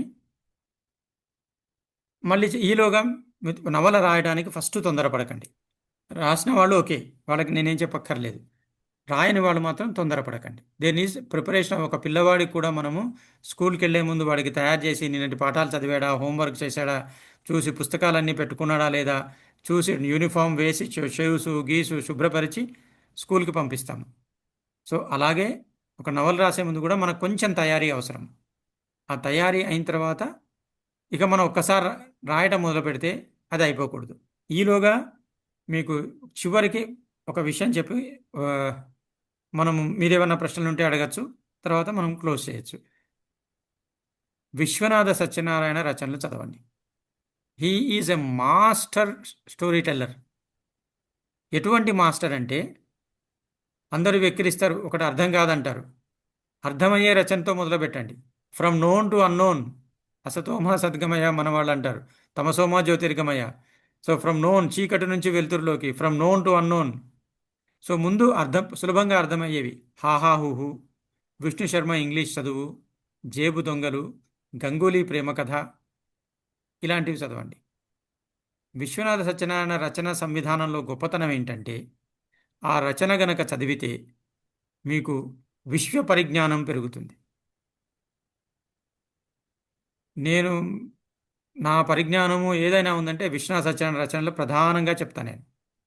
ఉదాహరణకి మ్రోయి తుమ్మెద అని ఒక రచన ఉంది. ఆ మ్రోయి తుమ్మెద మొదటంతా అడవిలో పోతూ ఉంటారు, ఒక జంట పోతూ ఉంటుంది, హస్బెండ్ వైఫ్ ప్రెగ్నెంట్గా ఉంటుంది. వాళ్ళు అడవిలో వెళ్తున్నప్పుడు అతను చేసిన అకారోపాసన, మకారోపాసన, ఉకారోపాసన ఇవన్నీ చెప్పుకుంటూ ఆఖరికి పులి వచ్చి తల్లిని తండ్రిని చంపేస్తుంది. ఆమెకి డెలివరీ అవుతుంది. ఆ పిల్లోడు ఏడుపు మ్రోయి తుమ్మెద నది ప్రవాహంలాగా ఉంది, ఒక బంబరనాదంలాగా ఉందని చెప్పి ఫస్ట్ చాప్టర్ అయిపోతుంది. అంటే పాఠకుడు చదువుతుంటే దీనిలోపల అతను అకార ఉపాసన, మకార ఉపాసన, ఉకారోపాసన, ఈ ఊమాలు కలిపితే ఓంకారం అవుతుంది. ఇది ముండకోపనిషత్తులో ఉంది. ముండకోపనిషత్తులో ఉన్న 12 మంత్రాల అర్థాన్ని వివరిస్తూ ఉపాసన ఎలా చేయాలి, ఆ ఫలితాలేంటి, ఒక్కొక్క పదం ఎటువంటి ఫలితం ఇస్తుంది, తప్పు చేస్తే ఎలా ఉంటుంది, ఇవన్నీ వస్తాయి. అంటే మనం ఒక నవల చదువుతున్నామా, మళ్ళీ సస్పెన్స్, ఎండింగ్కి చచ్చిపోతాడు పిల్లోడు, బేరమని ఏడుస్తూ ఉంటాడు, అతని ఇది మ్రోయి మీద నదిలాగా ఉంది. సో నవల దేని గురించి? నవలంతా సంగీతం గురించి. సంగీతం అంతా మనకి సృష్టి ఓంకారం నుంచి వచ్చింది. ఆ ఊమ మొత్తం సమస్త శబ్దాలన్నిటికీ ఈ 3 ఇవే మూలము. మనకు ఉపాసనా పద్ధతులు ఉన్నాయి. ఆకారోపాసన చేస్తే ఒకటి, మకారోపాసన చేస్తే ఒకటి, ఉకారోపాసన చేస్తే ఒకటి, అన్నీ కలిపి చేస్తే ఒకటి, ఎన్ని స్థాయిలు ఉన్నాయి అంటే ఆ రచన చదవటంతో ఇంత విజ్ఞానం వస్తుంది మనకి. సో ఒక విజ్ఞాన ప్రవాహంలో కొట్టుకుపోతున్న భావన కలుగుతుంది. కింద పెట్టలేం. ఆయన్ని వెక్కిరిస్తారు. ఏమని? ఆయన ఒకటి చెప్తూ ఎక్కడికో వెళ్ళిపోతాడు, ఎక్కడి నుంచి ఇంకెక్కడికో వెళ్ళిపోయి అక్కడ నది ఎందుకున్నది అని మొదలుపెట్టి ఎక్కడెక్కడికో నది పుట్టుపూర్వోత్తరాలు నదులు వాటి ప్రాధాన్యం చెప్పుకుంటూ చరిత్ర అంతా చెప్పుకుంటూ మళ్ళీ ఆ నది అక్కడ ఎందుకున్నది, అది ఉండలను కాబట్టే ఉన్నది అని ఒక జోక్ చేస్తారు. కానీ ఈ నది ఎందుకున్నది అని అడిగా నది అక్కడే ఉండాలి కాబట్టి ఉన్నది అని చెప్పడం లోపల ప్రపంచ విజ్ఞానం మనకు తెలుస్తుంది. మన గురించి మనకు తెలుస్తుంది. మన సంస్కృతి సాంప్రదాయాలు తెలుస్తాయి. మానవుడి జీవన విధానం తెలుస్తుంది. మానవ మనస్తత్వం తెలుస్తుంది. విజ్ఞాన శాస్త్రం తెలుస్తుంది. సంగీత శాస్త్రం తెలుస్తుంది. ఉపనిషత్తులు తెలుస్తాయి. ఇది ఒక స్టైల్ ఆఫ్ రైటింగ్. అటువంటి స్టైల్ ఆఫ్ రైటింగ్ ఎవరు లేదు. పాశ్చాత్య రచన, ఇందాక ఇంగ్లీష్ రచనలు చెప్పాను, వాళ్ళు రీసెర్చ్ చేసి రాస్తారు. ఏది కొత్త కొత్త విషయాలు రాస్తారు వాళ్ళు. బాంబు ఎలా తయారు చేయాలి దగ్గర నుంచి మొదలుపెట్టి రకరకాల నోబెల్ ప్రైజ్ ఎంతమందికి ఇస్తారు, దాని వెనకాల రాజకీయాలు ఏమిటి, లేకపోతే ఈ బైబిల్ ఏమిటి, బైబిల్లో ఉన్నటువంటి ఇవేంటి, అన్ని రకాలుగా పరిశోధించి రాస్తారు. కానీ విశ్వనాథ సత్యనారాయణ లాంటి రచన ప్రపంచంలో లేడు. ఇతని స్టైలు మామూలు పాఠకుడు కూడా విడిచిపెట్టకుండా చదివేటువంటి స్టైల్. మీరు గంగూలీ ప్రేమ కథ చదవండి, ప్రేమతత్వం మొత్తం దానిలో తెలుస్తుంది. జేబు దొంగలు చదవండి, మానవ సంబంధాలు ఎలా మారుతున్నాయి, ఎలా ఉండాలనే తెలుస్తుంది. హాహుహు చదవండి, మనలో భారత ధర్మంలో ఉన్నటువంటి శౌచ్యం ప్రాధాన్యము పాశ్చాత్యులను అనుసరించడం వల్ల ఆ శౌచ్యం కోల్పోవడం వల్ల ఎలాంటి రోగాలు వస్తున్నాయి మనకి, ఎలా అనాగరికులం అయిపోయాం నాగరికత నుంచి అనేది తెలుస్తుంది. చెలేలి కట్ట అని ఒక నవల ఉంది, అది కూడా సులభంగా అర్థమవుతుంది. చెలేలి కట్ట చదవండి, ఇప్పుడు మన ముందు జరుగుతున్న అనేక విషయాలు మనకు అర్థమవుతాయి. సో నేను మిమ్మల్ని రిక్వెస్ట్ చేసేది ఏంటంటే, you have to spend some time on reading books. ఎంత వీలైతే కొంచెం కొంచెం, ఒక పేజీ 2 పేజీలైనా చదువుతూ కొంచెం ముందుకెళ్ళని చివరికి ఎటువంటి పరిస్థితి వస్తుంటే అది పూర్తి చేయందే ఏం చేయలేని పరిస్థితి వస్తుంది. పూర్తి చేస్తే కానీ ముందుకు కదలలేదు. సో ఇవి చదువుతూ ఇవన్నీ గమనించండి. అతను పదాలు ఎలా వాడుతున్నాడు, జాతీయాలు ఎలా వాడుతున్నారు. ఇప్పుడు మనకి చాలా పదాలు మన సాహిత్యం నుంచి అదృశ్యమైపోయాయి. ఆ పదాలు మనం మన రచనలో తీసుకురావాలి. ఇది సమాజోద్ధరణ కాదు, మన వొకాబులరీ పెరుగుతోంది. సాధారణంగా వాళ్ళు ఏమంటే ఈ పదాలు వాడకండి అందరికీ అర్థం కావు అంటారు. అందరికీ అర్థం కావాల్సిన అవసరం లేదు. పాఠకుడు చదువుతూ పోయినప్పుడు ప్రతిపదార్థ తాత్పర్యాల్లాగా చదవడు. మనం శ్లోకాలు పద్యాలు చిన్నప్పుడు చదివినట్టు ఆ మీనింగ్, ఓవరాల్ మీనింగ్ అర్థమైపోతే ముందుకు వెళ్ళిపోతాడు. కానీ కొత్త పదం తెలుస్తుంది. నేను ప్రవల్హిక అని ఒక నవల రాశాను. ఆ నవల టైటిల్ మీద నాకు ఎడిటర్కి ప్రాబ్లం వచ్చింది. ఆ ప్రవల్హిక అని పేరు పెట్టడానికి కూడా నాకు ఎండమూరి విన్న ఆమె గమ్యం ప్రవళిక భవిష్యత్తు ప్రవల్హిక అన్నాడు. సో ఆ ప్రవల్హిక పదం నచ్చి నేను ప్రవల్హిక అని ఒక హీరోయిన్ పేరు పెట్టి నవల పేరు ప్రవల్హిక అని పెట్టాను. పెడితే ఎడిటర్ ఈ పేరు ఎవరికి అర్థమవుతుందండి అంటాడు. మంచి అర్థమయ్యే పేరు పెట్టండి అంటాడు. సో నేను అన్నాను ఎవరికి అర్థం కాదు, ప్రవల్హిక ప్రవల్హిక ప్రవల్హిక అని 10 వారాలు చూశాడు అనుకోండి, ఆటోమేటిక్గా ఏంటి ప్రవల్హిక అని అర్థం తెలుసుకుంటాడు. లేకపోయినా పేరు నలిగిపోతుంది. చివరికి అదే జరిగింది. ఇదంతా అయిన తర్వాత, సీరియల్ అంతా అయిన తర్వాత ఇంకో పత్రిక వెళ్ళినప్పుడు మీ లేటెస్ట్ నవల పేరు బాలేదండి, ఎవరికి అర్థమవుతుందని పెడతారండి ఇలాంటి పేర్లు అన్నాడు. దాన్ని పట్టించుకుంటామా మనం? Already proved. కాబట్టి విమర్శలు ఇలా ఉంటాయి. ఏం పట్టించుకోకుండా మనం చేయాలి. కొత్త కొత్త పదాలు వాడాలి, కొత్త కొత్త పదబంధాలు వాడాలి. రిచ్ వొకాబులరీ ఉంది మన తెలుగుకి. ఆ రిచ్ వొకాబులరీని మనం ఎంత రిచ్గా వాడితే అంత అద్భుతంగా ఉంటుంది. పాఠకుడు కూడా మెచ్చుకుంటాడు. ఇది ఫైనల్గా ఇవాళ ముగించే ముందు నేను చెప్పేది ఏంటంటే, సాధారణంగా మన రచయితలు, పత్రికాధిపతులు, విమర్శకులు పాఠకుడిని తక్కువ అంచనా వేస్తారు. ఇది అర్థం కాదు పాఠకుడికి, ఇది పాఠకుడు మెచ్చడు అంటారు. మా జనరేషన్లో ఆరేసుకోబోయి పారేసుకోబోయి అనే పాటను మెచ్చిన పాఠకుడే, మెచ్చిన శ్రోత కానీ, పాఠకుడు కానీ, ప్రేక్షకుడు కానీ శంకరాభరణం లాంటి సినిమాలో పాటలు మెచ్చుకున్నాడుగా. నీ పద రాజీవముల చేరు నిర్వాణ సోపాన మధిరోహణము చేయుత్రోవా అనే పాటను మెచ్చుకున్నాడు కదా. ఎంతమందికి అర్థమైంది? నీ పద రాజీవముల చేరు నిర్వాణ సోపానం అంటే ఎంతమందికి అర్థమవుతుంది? సో పాఠకులకి, ప్రేక్షకులకు అర్థం కాదంటే అటువంటి పదాలే రాయం మనం. కాబట్టి అటువంటి పదాలు ఇప్పుడు ప్రేక్షకులు అర్థం తెలిసినా తెలియకుండా చిన్నపిల్లల దగ్గర నుంచి పాడుతున్నారు సీతారామ శాస్త్రి రచనలు కానీ. సో రచయిత చెప్పినట్టు ఈజ్ అ క్రియేటర్, నిరంకుశుడు. ఎవరు రచయితకి చెప్పాలి ఇది చెయ్యి అలా చెయ్యి అని చెప్పాల్సిన అవసరం లేదు. రచయిత తనకు ఒక పరిధి విధించుకుని, కొన్ని పరిమితులు విధించుకుని, సహృదయమైన విమర్శని స్వీకరించి అడుగడుగున ఇంప్రూవ్, ఒక అడుగు ముందుకు వేస్తూ వెళ్ళాలి. ఈ పదం వాడండి, ఇది రాయకూడదు, ఈ సబ్జెక్ట్ రాయండి, ఇలాంటివి ఏవి వద్దు. సో ఇవి ప్రిలిమినరీగా ఒక రచన ఆరంభించే ముందు రచయిత స్పష్టంగా తనకు తాను నిర్దేశించుకుని, నిర్ణయించుకుని ఆచరించవలసిన విషయాలు నా దృష్టిలో. ఎందుకంటే అల్టిమేట్లీ నా అనుభవంబు నాదిగానా అన్నాడు విశ్వనాథ సత్యనారాయణ. సో ఎవరి అనుభవం వాళ్ళదే, సో ఎవరి నిర్ణయాలు వాళ్ళవే. ఇది ఎగ్జిస్టెన్షియల్ ఫిలాసఫీ. ఎగ్జిస్టెన్షియల్ ఫిలాసఫీ ప్రకారము we should not blame anybody. We are responsible for the decisions we take and we face the consequences. So మనం తీసుకునే నిర్ణయాలకి మనమే బాధ్యులము. వేరే ఎవరి మీదనూ నేరం నెట్టాల్సిన పని లేదు, దోషిగా చూపించాల్సిన పని లేదు. ఎందుకంటే మనం తీసుకునే నిర్ణయాలకి మనమే వాటి ఫలితాలు కూడా అనుభవిస్తాం. సో ఇది స్పష్టంగా రచయితలు నిర్ణయించుకుంటే ఎలాంటి సమస్య ఉండదు. సో ఇవాళకి ఇంకేమన్నా ప్రశ్నలు ఉంటే అడగండి. నేను చాలాసేపు ఆల్మోస్ట్ గంట దాటిపోయింది కాబట్టి ఇది ఒక ఏదో అన్నప్రాసన్నాడే అవకాయ పెట్టేశానా అనేది మీరు చెప్పాలి. అదే సార్, ధన్యవాదాలు. చాలా బాగుంది వింటుంటే. ఇన్ని విషయాలు ఉన్నాయా, నిజమే కదా అని కూడా అనిపిస్తుంది సేమ్ టైంలో. అవునా అనిపిస్తూ చాలా బ్రహ్మ కన్నా గొప్పవాడు కవి అనే మాట చాలా అద్భుతం సార్. అది చాలా బాగుంది. ముఖ్యంగా ఏకాగ్రతను ఎక్కువ కాలం నిలపగలిగే ఇది ఉంటేనే రచన కొనసాగుతుంది. చాలా నిజం సార్. ఇదే రాస్తాము తెల్లవారు ఏ ఎగ్జామ్స్ అనో లేకపోతే ముఖ్యమైన పనుల మూలంగా వారం రోజులకు అది తీస్తే ఏంటో అసలు అర్థం కాకుండా ఉంటుంది. మీరన్నట్లు ఇది గనక కొనసాగిస్తే, దానికి అధ్యయనం గనక తోడైతే, అన్నిటికీ ప్రధానం అదే సార్, నిరంతర అధ్యయనం. ఇంకా మీరు ఇక్కడ పుస్తకాలు అని చెప్పారు. ఇంకా కొంచెం అదే కరెక్టే. మనం వెళ్తూ వెళ్తూ జీవితాల్ని, అనుభవాల్ని, వ్యక్తుల్ని, సమాజాన్ని, పరిస్థితుల్ని కూడా నిరంతరం అధ్యయనం చేస్తుంటే చాలా బాగుంది సార్. చాలా బాగుంది. కొద్దిసేపు అట్లా ఆలోచనలు. ఇదంతా రికార్డ్ అయింది కదా సార్. మళ్ళీ ఇదంతా మేము రికార్డ్ అయింది. నేను వీటి- యూట్యూబ్లో పెట్టి గ్రూప్లో లింక్ ఇస్తాను, మీరు కూడా షేర్ చేసుకోవచ్చు. అలాగే అలాగే సార్, చాలా సంతోషం. ఎవరైనా ఏమైనా ప్రశ్నలు అడిగితే అడగొచ్చండి. ఇప్పుడు ఈ సార్ చెప్పినట్టు బ్రహ్మ కన్నా గొప్పవాడు రచయిత అన్నాడు కదా సారు. అయితే నేను రాసిన కవిత గుర్తొచ్చింది. సార్ అంటున్నాడు చూడండి, అన్ని చదువుతూ ఉంటే మనము రాసేటప్పుడు గుర్తొస్తాయని. నేనేం రాశానంటే, బ్రహ్మ పోసేది ప్రాణాన్నే నేస్తం, కానీ ప్రాణం ఉన్నంత వరకు ఏ విధంగా జీవించాలో నేర్పేది ఉపాధ్యాయుడు నేస్తం అంటూ ఒక కవిత రాసిన. మీరు అన్నదానికి అప్పుడు నాకు గుర్తొచ్చింది. అంటే మీరు చెప్పారు కదా, కథలు చదువుతూ ఉంటే గుర్తొస్తాయని. మీరు చెప్పగానే నాకు అది గుర్తు వచ్చింది, నేను రాసి. Okay sir, thank you. చాలా బాగా చెప్పారు సార్. సార్ మేడం ధన్యవాదాలండి. ఇంకా ఎవరైనా సార్? ఇంకొక చిన్న ఆలోచన. ఇప్పుడు మొదలు పెట్టాలి అనుకున్నప్పుడు అదే కంటిన్యూ చెయ్యాలా? కొన్ని సంఘటనలాగా ఏమైనా రాసుకొని ఆ సందర్భం వచ్చినప్పుడు ఇది ఇక్కడ సరిపోతుంది అనే విధంగా కూడా చేయొచ్చా సార్? ఇవన్నీ భవిష్యత్తులో వస్తాయండి. కదా. ఇప్పుడు మనము జస్ట్ ఒక ముడి సరుకులు, కావలసిన విషయాలు, లక్షణాలు మాత్రమే చెప్పుకున్నాం.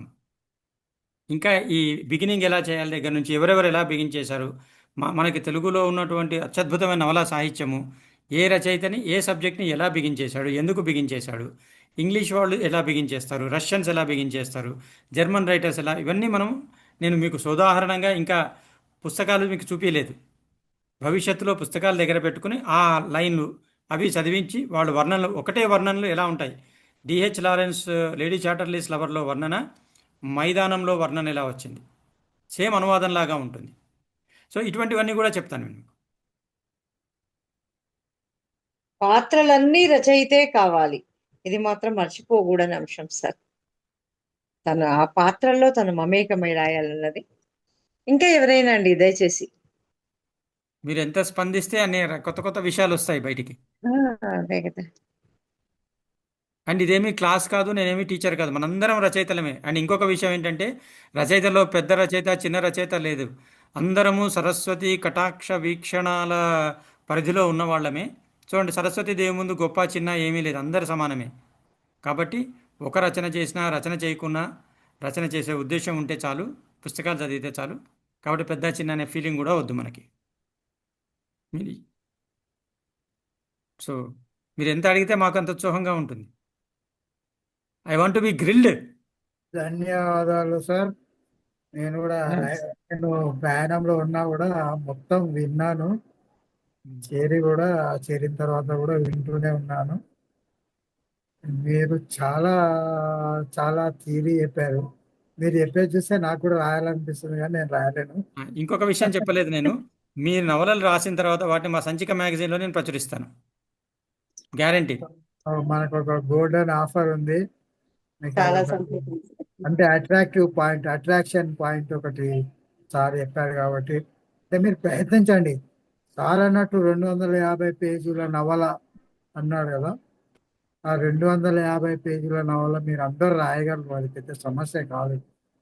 ఏంటంటే మనం గ్యాప్ ఇచ్చి రాయలేమన్నారు, అది కొంచెం ఈ నేటి కాలంలో మనం పూర్తి కాలం రచయితలం కాము కాబట్టి మనం అది చేయలేము. రోజు ఒక అరగంట కేటాయించుకొని దీనికి ఫస్ట్ ఫ్రేమ్ వర్క్ అయితే తయారు చేసుకోవాలండి. నాకు తెలిసి ఫ్రేమ్ వర్క్ అంటే ఒక ప్లాట్ అన్నది మొదలు అనుకొని మిగిలినవన్నీ మనం ఏం కావాలో అన్ని చొప్పించుకుంటూ వెళ్ళాలి.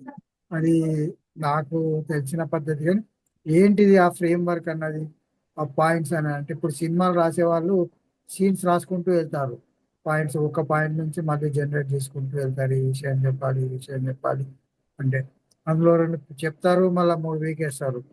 సో ఒక మాట్లాడతాం అయితే అలా ఉంటుంది. అంటే మనం ఆ సార్ చెప్పిన ప్రక్రియలో ఉన్నాయన్ని, నేను అనుకునేవన్నీ సార్ చెప్పిండు. ఎందుకంటే నవలాకారుడికి చాలా స్వేచ్ఛ ఉంటుంది. మీరు ఎక్కడ ఏం చేయగలిగిన కవిత్వంలో మీకున్న 12-20 లైన్లనే మొత్తం చెప్పాలి. కానీ మీరు ప్రబంధాలు అందుకే ఫేమస్ అయినాయి, ఇప్పటికీ చెప్తారు. ఎందుకంటే శ్రీనాథుని ప్రబంధం, ఎందుకంటే అదొక నవల ఫార్మాటే అన్నట్టు. ఈ will going to detail of so many things విషయం గురించి అందులో ఉంటుంది. అప్పుడు కావ్య రూపంలో నవలలు ఉండేది, ఇప్పుడు వచన రూపంలో నవలలు వచ్చినాయి, అంతే తేడా. కానీ సబ్జెక్ట్ మాత్రం డీటెయిల్గా చెప్పవలసిన అవసరం ఉంటుంది. నేను ఎయిర్పోర్ట్ అనే నవల చదివాను, అది ఆధార్ పేరు నాకు గుర్తులేదు. కానీ ఎయిర్పోర్ట్ లో జరిగే ప్రతి యాక్టివిటీ ఆయన చెప్తాడు. ఇందాక చెప్పిన Arthur Hailey airport control room ఎలా నడుస్తుంది, కంట్రోల్ రూమ్ లో ఎయిర్ప్లేన్ ఎలా ల్యాండ్ అవుతుంది, వాటి సిగ్నలింగ్ ఎలా ఇస్తారు, లైటింగ్స్ ఎలా ఇస్తారు, లెఫ్ట్ రైట్. ఓబ్బో, అది చదివితే ఇంకో నవల చదివాను, గాన్ విత్ ద విండ్ అని ఒకటి. అయితే అది హిమాలయాల్లో పోయే మొత్తం వర్ణన చూపెడతాడు. సో ఇట్లా రకరకాల వర్ణాలు ఇవి ఇంత లావు అనిపిస్తాయి, మనం చూస్తే భయం అవుతుంది, కానీ మనం చదువుతుంటే అది అట్రాక్షన్ వెళ్ళిపోతూనే ఉంటుంది. ఎందుకంటే ఆయన కొత్త విషయాలు మనకు చెప్తూ ఉంటాడు. ఒక బస్సు పోతే బస్సు డ్రైవింగ్ ఎలా చేస్తాడు అన్న విషయం ఎలా అంటే గేర్ ఎలా వేస్తాడు, పచ్చి ఎలా చేస్తాడు, ఇవన్నీ ఆయన వర్ణిస్తాడు. అంటే అలాంటి వర్ణన కూడా మనం నేర్చుకోవాలి. నేను చిన్న సజెషన్ ఏంటంటే, మీకు సైకిల్ నేర్చుకోవడం ఎలా అంటే, సైకిల్ను మీరు పిల్లవాడు ఎలా నేర్చుకుంటాడో అబ్జర్వ్ చేసి ఒక వర్ణన రాయండి, మీకు తెలిసిపోతుంది. కొంచెం కష్టమే రాయడం, కానీ ఊరికే సైకిల్ తోడడానికి పిల్లవాడు ఏం ప్రయత్నం చేస్తాడు, ఎలా చేస్తాడు, బ్యాలెన్సింగ్ యాక్ట్ ఎలా చేస్తాడు, దాన్ని మీరు అట్రాక్టివ్గా రాయగలిగితే మీరు వర్ణనలు రాయగలిగితే. అయితే మనం రోజు చూసే విషయమే కదా, పిల్లలు నడుస్తుంటే నడిపించుకుంటే పోతారు. ఏది లేకపోయినా కూడా స్కూల్కి వచ్చే పిల్లవాడు మారాం చేస్తాడు కదా, ఆ విషయమైనా రాయొచ్చు. అంటే మీకు మీ పట్టు ఎంత ఉందో తెలుస్తుంది. అలాంటి విషయాలు ఉంటాయి. సారీగా ఇవన్నీ డీటెయిల్ చెప్పలేదు, కానీ నేను కొంచెం తొందర ఎక్కువ ముందరికి వెళ్ళిపోయినా అంతే. సో సార్ మనకు అదృష్ట కొద్దీ మనం అడగగానే మనకు ఒక నేను ఇవన్నీ ఆలోచించలేదు, నవల రాయిద్దామని ఒకటే లక్ష్యం పెట్టుకున్నాను. ఎందుకంటే మీకు అందరికీ తెలుసు, నేను ఎన్ని వేల కవితలు, ఎన్ని లక్షల కవితల సృష్టికి నేను బీజం పోసినో మీకు అందరికీ తెలుసు. ఈ బీజంతో మనం కనీసం 50 నవలలు, సార్ అయితే మొత్తం 150 మంది రాయాలంటారు, కానీ నేను కనీసం 50 మంది, ఎందుకంటే ప్రేక్షకులు చాలా మంది ఉంటారు, అందులో 1/3 అన్నా సక్సెస్ఫుల్గా అయితే వీఆర్ లక్కీ. 50 నవలలు. మీరు ప్రింటింగ్ గురించి ఆలోచించకండి, పబ్లిషింగ్ గురించి ఆలోచించకండి, ఎవరు చదువుతారని ఆలోచించకండి. దీనివల్ల మనకు మొదటిగా ఆత్మతృప్తి వస్తుంది, మన భావన తెలుస్తుంది, మన పదజాలం తెలుస్తుంది, పదాలు ఎలా యూజ్ చేసుకోవాలో తెలుస్తుంది. ఒకటి ఏంటంటే మెదడుకు పని కూడా పెరుగుతుంది. సో ఇవన్నీ ఉంటాయి ఒక నవల మీరు ఆలోచన చేస్తే. మీరు ఒక కవిత రాస్తేనే ఎంతో ఆలోచించి రాస్తారు, నాకు తెలుసు. ఒక్కోసారి అది తెగదు. ఈ మధ్య స్పీడ్ కవితలు ఎక్కువైనాయి, కానీ అయినా కూడా ఆలోచించండి కవితలు రావు. ఎందుకంటే ఒక పదం రావు, మరి నేను ఇంతమందిని తయారు చేసిన కదా, నాకు 2 మాటలు రాయడానికి రాదు. నేను ఇంతమందిని తయారు చేసిన, ఇంతమందితోటి ఇన్ని రాయించిన కదా, నాకు 2 మాటలు రాయడానికి రాదు. ఒక 4 లైన్లు రాయాలంటే నాతో కాదు. కాదు అంతే. ఎవరి పని వాళ్ళకే వస్తుంది. ఎవరి ప్రయత్నం చేస్తే వాళ్ళకి వస్తుంది.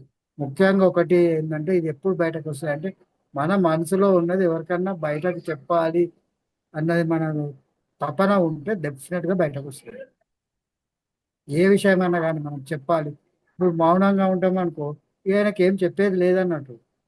చెప్పాలని అనుకుంటే ఏదో ఒకటి చెప్తుంటాడు, అంటే ఒక విషయం చెప్పాలని వస్తుంది.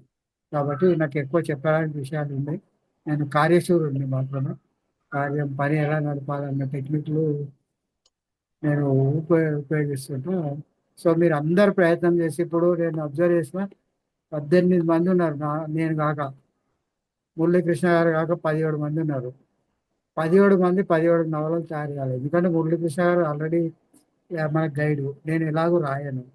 సో మీరు 17 మంది 17 నవలలు తయారు చేయాలి. ఇంకా భవిష్యత్తులో ఇంకా మనం ఆడియన్స్, నేను 50 మంది వస్తాం అనుకున్నా కానీ ఉత్సాహంగా అందులో మెసేజ్ పెట్టిన వాళ్ళు ఎవరు రాలేదు చూడండి. మీరు అబ్జర్వ్ చేయండి, స్టార్టింగ్లో ఉత్సాహంగా ఫస్ట్ ఫేజ్లో మెసేజ్ పెట్టిన వాళ్ళు ఎవరు రాలేదు. తర్వాత మెసేజ్లు పెట్టిన వాళ్ళు, ఖాళీ ఊరికే జాయిన్ అయిన వాళ్ళు వచ్చినారు, ఏంటి చూద్దామని. మీరు రేపు నెక్స్ట్ వీక్ ఎంతమంది ఉంటారో చూడాలి నేను.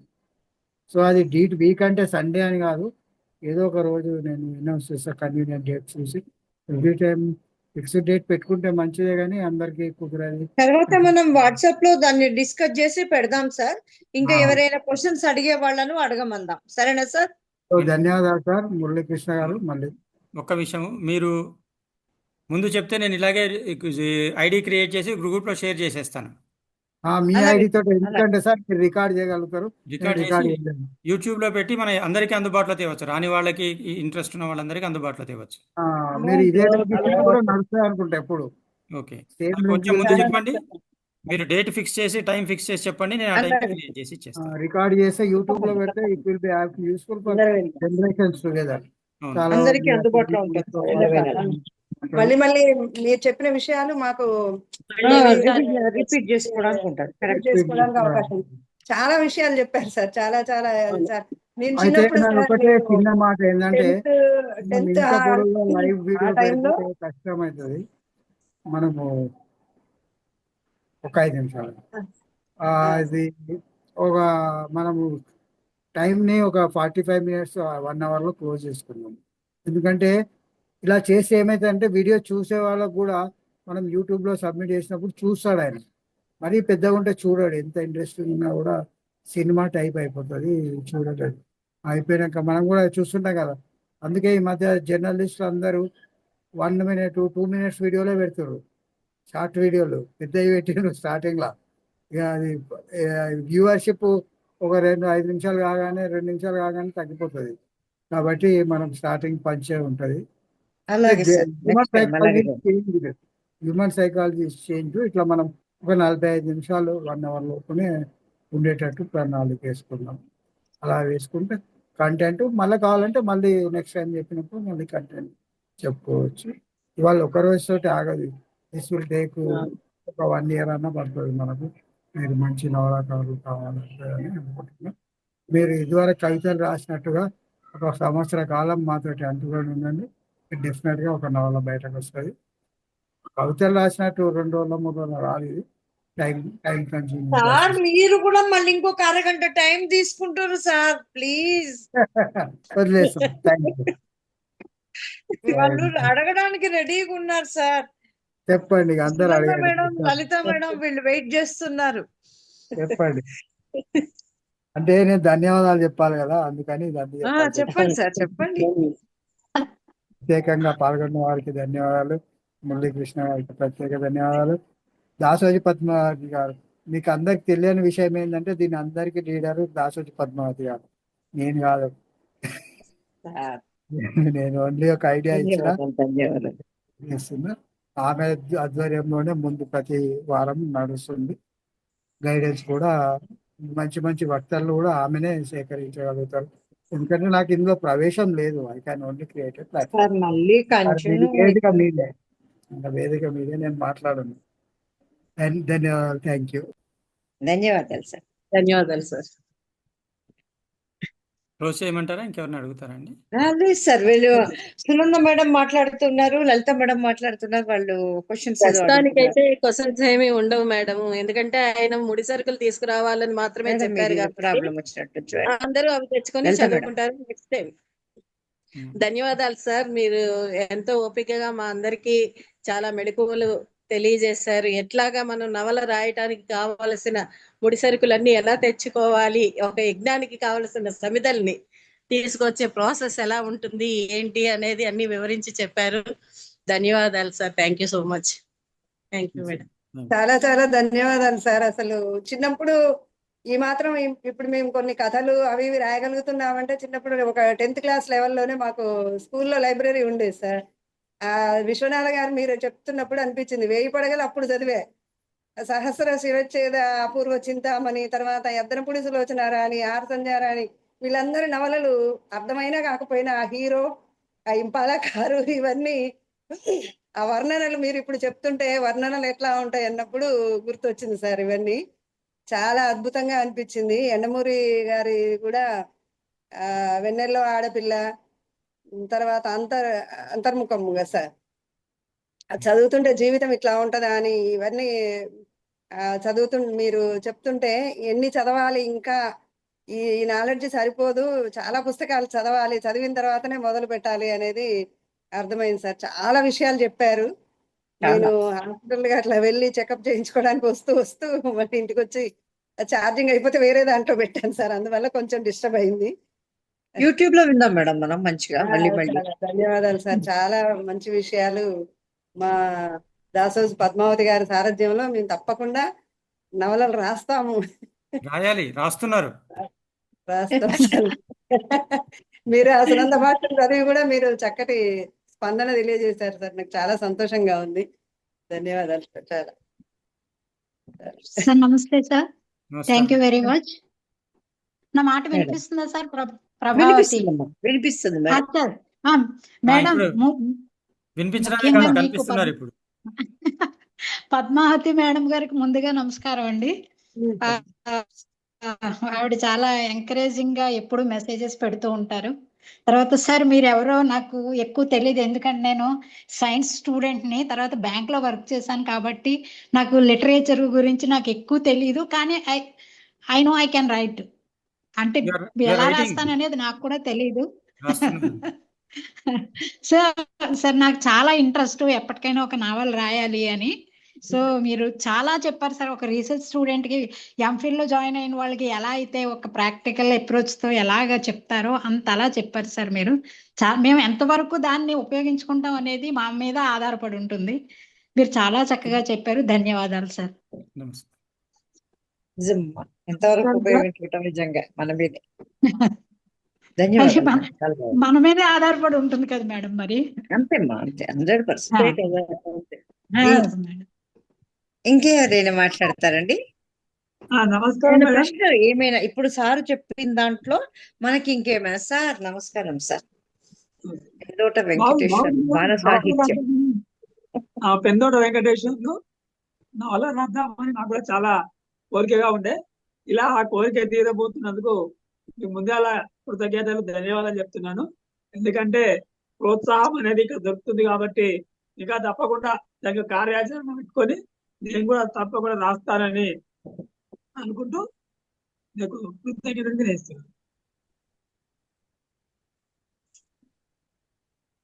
ఇంకెవరైనా అడిగితే ఏమన్నా ప్రశ్నలు ఉంటే అడగండి, లేకపోతే క్లోజ్ చేద్దాం.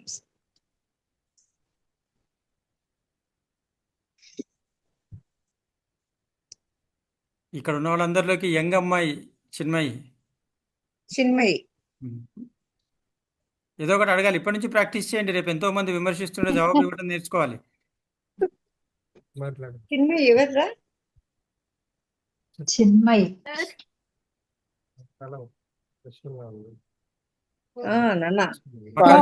కోచింగ్ ఇస్తున్నట్టున్నారు. పక్క నుంచి కోచింగ్ వినిపిస్తోంది. నేను పక్కనే ఉన్నాను. ముందు మీరు చెప్పండి, మిమ్మల్ని చూసి మీ అమ్మాయి చెప్తుంది. చాలా చాలా ఇన్ఫర్మేటివ్ గా చెప్పారు సార్. చాలా తెలియని విషయాలు నేర్పించారు. కొంచెం కాన్ఫిడెన్స్ వచ్చింది, ఏదో ప్రయత్నం చేయగలము అని. అలాగే ఇంకొంచెం మాకు డైరెక్షన్ ఇస్తూ ఉండండి, మేము ఖచ్చితంగా దీన్ని చేస్తాము. చేయాలి. మీ చెరో నవల రాస్తున్నారు. అవును సార్, ఎక్సలెంట్. మేము చేయగలమని కాన్ఫిడెన్స్ తోనే చేస్తున్నాము. Will see okay, sir. చాలా విషయాలు చెప్పారు sir. Thank you so much. Thanks అండి. So thank you sir. మీరు బెంగళూరు నుండి కదా సార్? అవునండి. Okay okay. మీ మిత్రులు ఎవరో టాంజానియా అక్కడి నుంచి వారు కూడా ఇందాక జాయిన్ అయ్యారు. వారు కూడా అవునండి. ఉన్నారా? విన్నారా? వింటే ఒక మాట మాట్లాడమనండి వాళ్ళకి. లేదు, ఆయన వెళ్ళిపోయారండి. మెసేజ్ పెట్టారు. అవునా? ఆయన అవునా? అది నెట్ ఇంటర్నెట్ బ్రేక్ డౌన్ అయిందని. సరే అండి. మరి చాలా సంతోషం. వీళ్ళందరూ చెప్పినట్లుగా కూడా కొద్దిసేపు అసలు ఇన్ని విషయాలు ఈరోజు మనకు పరిచయం అయ్యాయా, దీన్ని ఎంతవరకు మనం ఆచరణలో పెట్టగలము, చాలా బాగుంది. తెలియని విషయాలు ఇన్ని ఉన్నాయా. నిజానికి మేము అనుకుంటున్నాం సార్, నవలంటే మాకు చాలా విషయాలు తెలుసు, మేము కొన్ని చదివామని అనుకున్నాం సార్. ఇవాళే తెలిసింది ఏమీ తెలియదు అని. చాలా తెలుసుకోవాల్సింది ఉంది. చాలా సంతోషం సార్. మీ సమయాన్ని, ఇంత విలువైన సమయాన్ని మాకు కేటాయించి ఇలా మాట్లాడడం అనేది చాలా గొప్ప విషయం సార్. మేము అదృష్టవంతులం. మళ్ళీ త్వరలో ఒక సమావేశం ఎప్పుడు అనేది మీకు ఒక 3-4 రోజుల ముందైనా చెప్తాం సార్. ఆ రోజు మరి ఒక ఇదే సమయం తీసుకుందాం. ఆదివారం 7:50 కల్లా అయితే అందరికి కూడా అవకాశం ఉంటుంది సార్. ధన్యవాదాలు సార్. ఒక విషయం అండి, ధన్యవాదాలు సార్. భవిష్యత్తులో మీరు థ్యాంక్స్ చెప్పాల్సిన అవసరం లేదు. ఎందుకంటే ఇది ఎట్లా అంటే ఒక రిలే పరుగు పందెం లాంటిది. ఒక జనరేషన్ వెళ్ళిపోతూ ఉంటే నెక్స్ట్ జనరేషన్కి బ్యాటన్ అందించి పరిగెత్తాలి. కానీ మాకు నెక్స్ట్ జనరేషన్ అందించడానికి నెక్స్ట్ జనరేషన్ రైటర్స్ కనపడటం లేదు. కాబట్టి ఇక్కడ నుంచి తయారు చేద్దామని వాళ్ళకి సాహిత్యం నేర్పించి సంచిక ఇచ్చేసి పరిగెత్తాలని మా ప్లాన్. భవిష్యత్తు సాహిత్యాన్ని వాళ్ళే చూసుకోవాలి. కాబట్టి ఇది సమయము అమూల్యమే, ఇంతకన్నా అమూల్యంగా సమయాన్ని గడపటం లేదు. కాబట్టి మనం నేర్చుకునేది నెక్స్ట్ తరానికి అందించటము. కోయి నిషాని చోటు ఫిర్ దునియా సే దౌడ్, అంతే.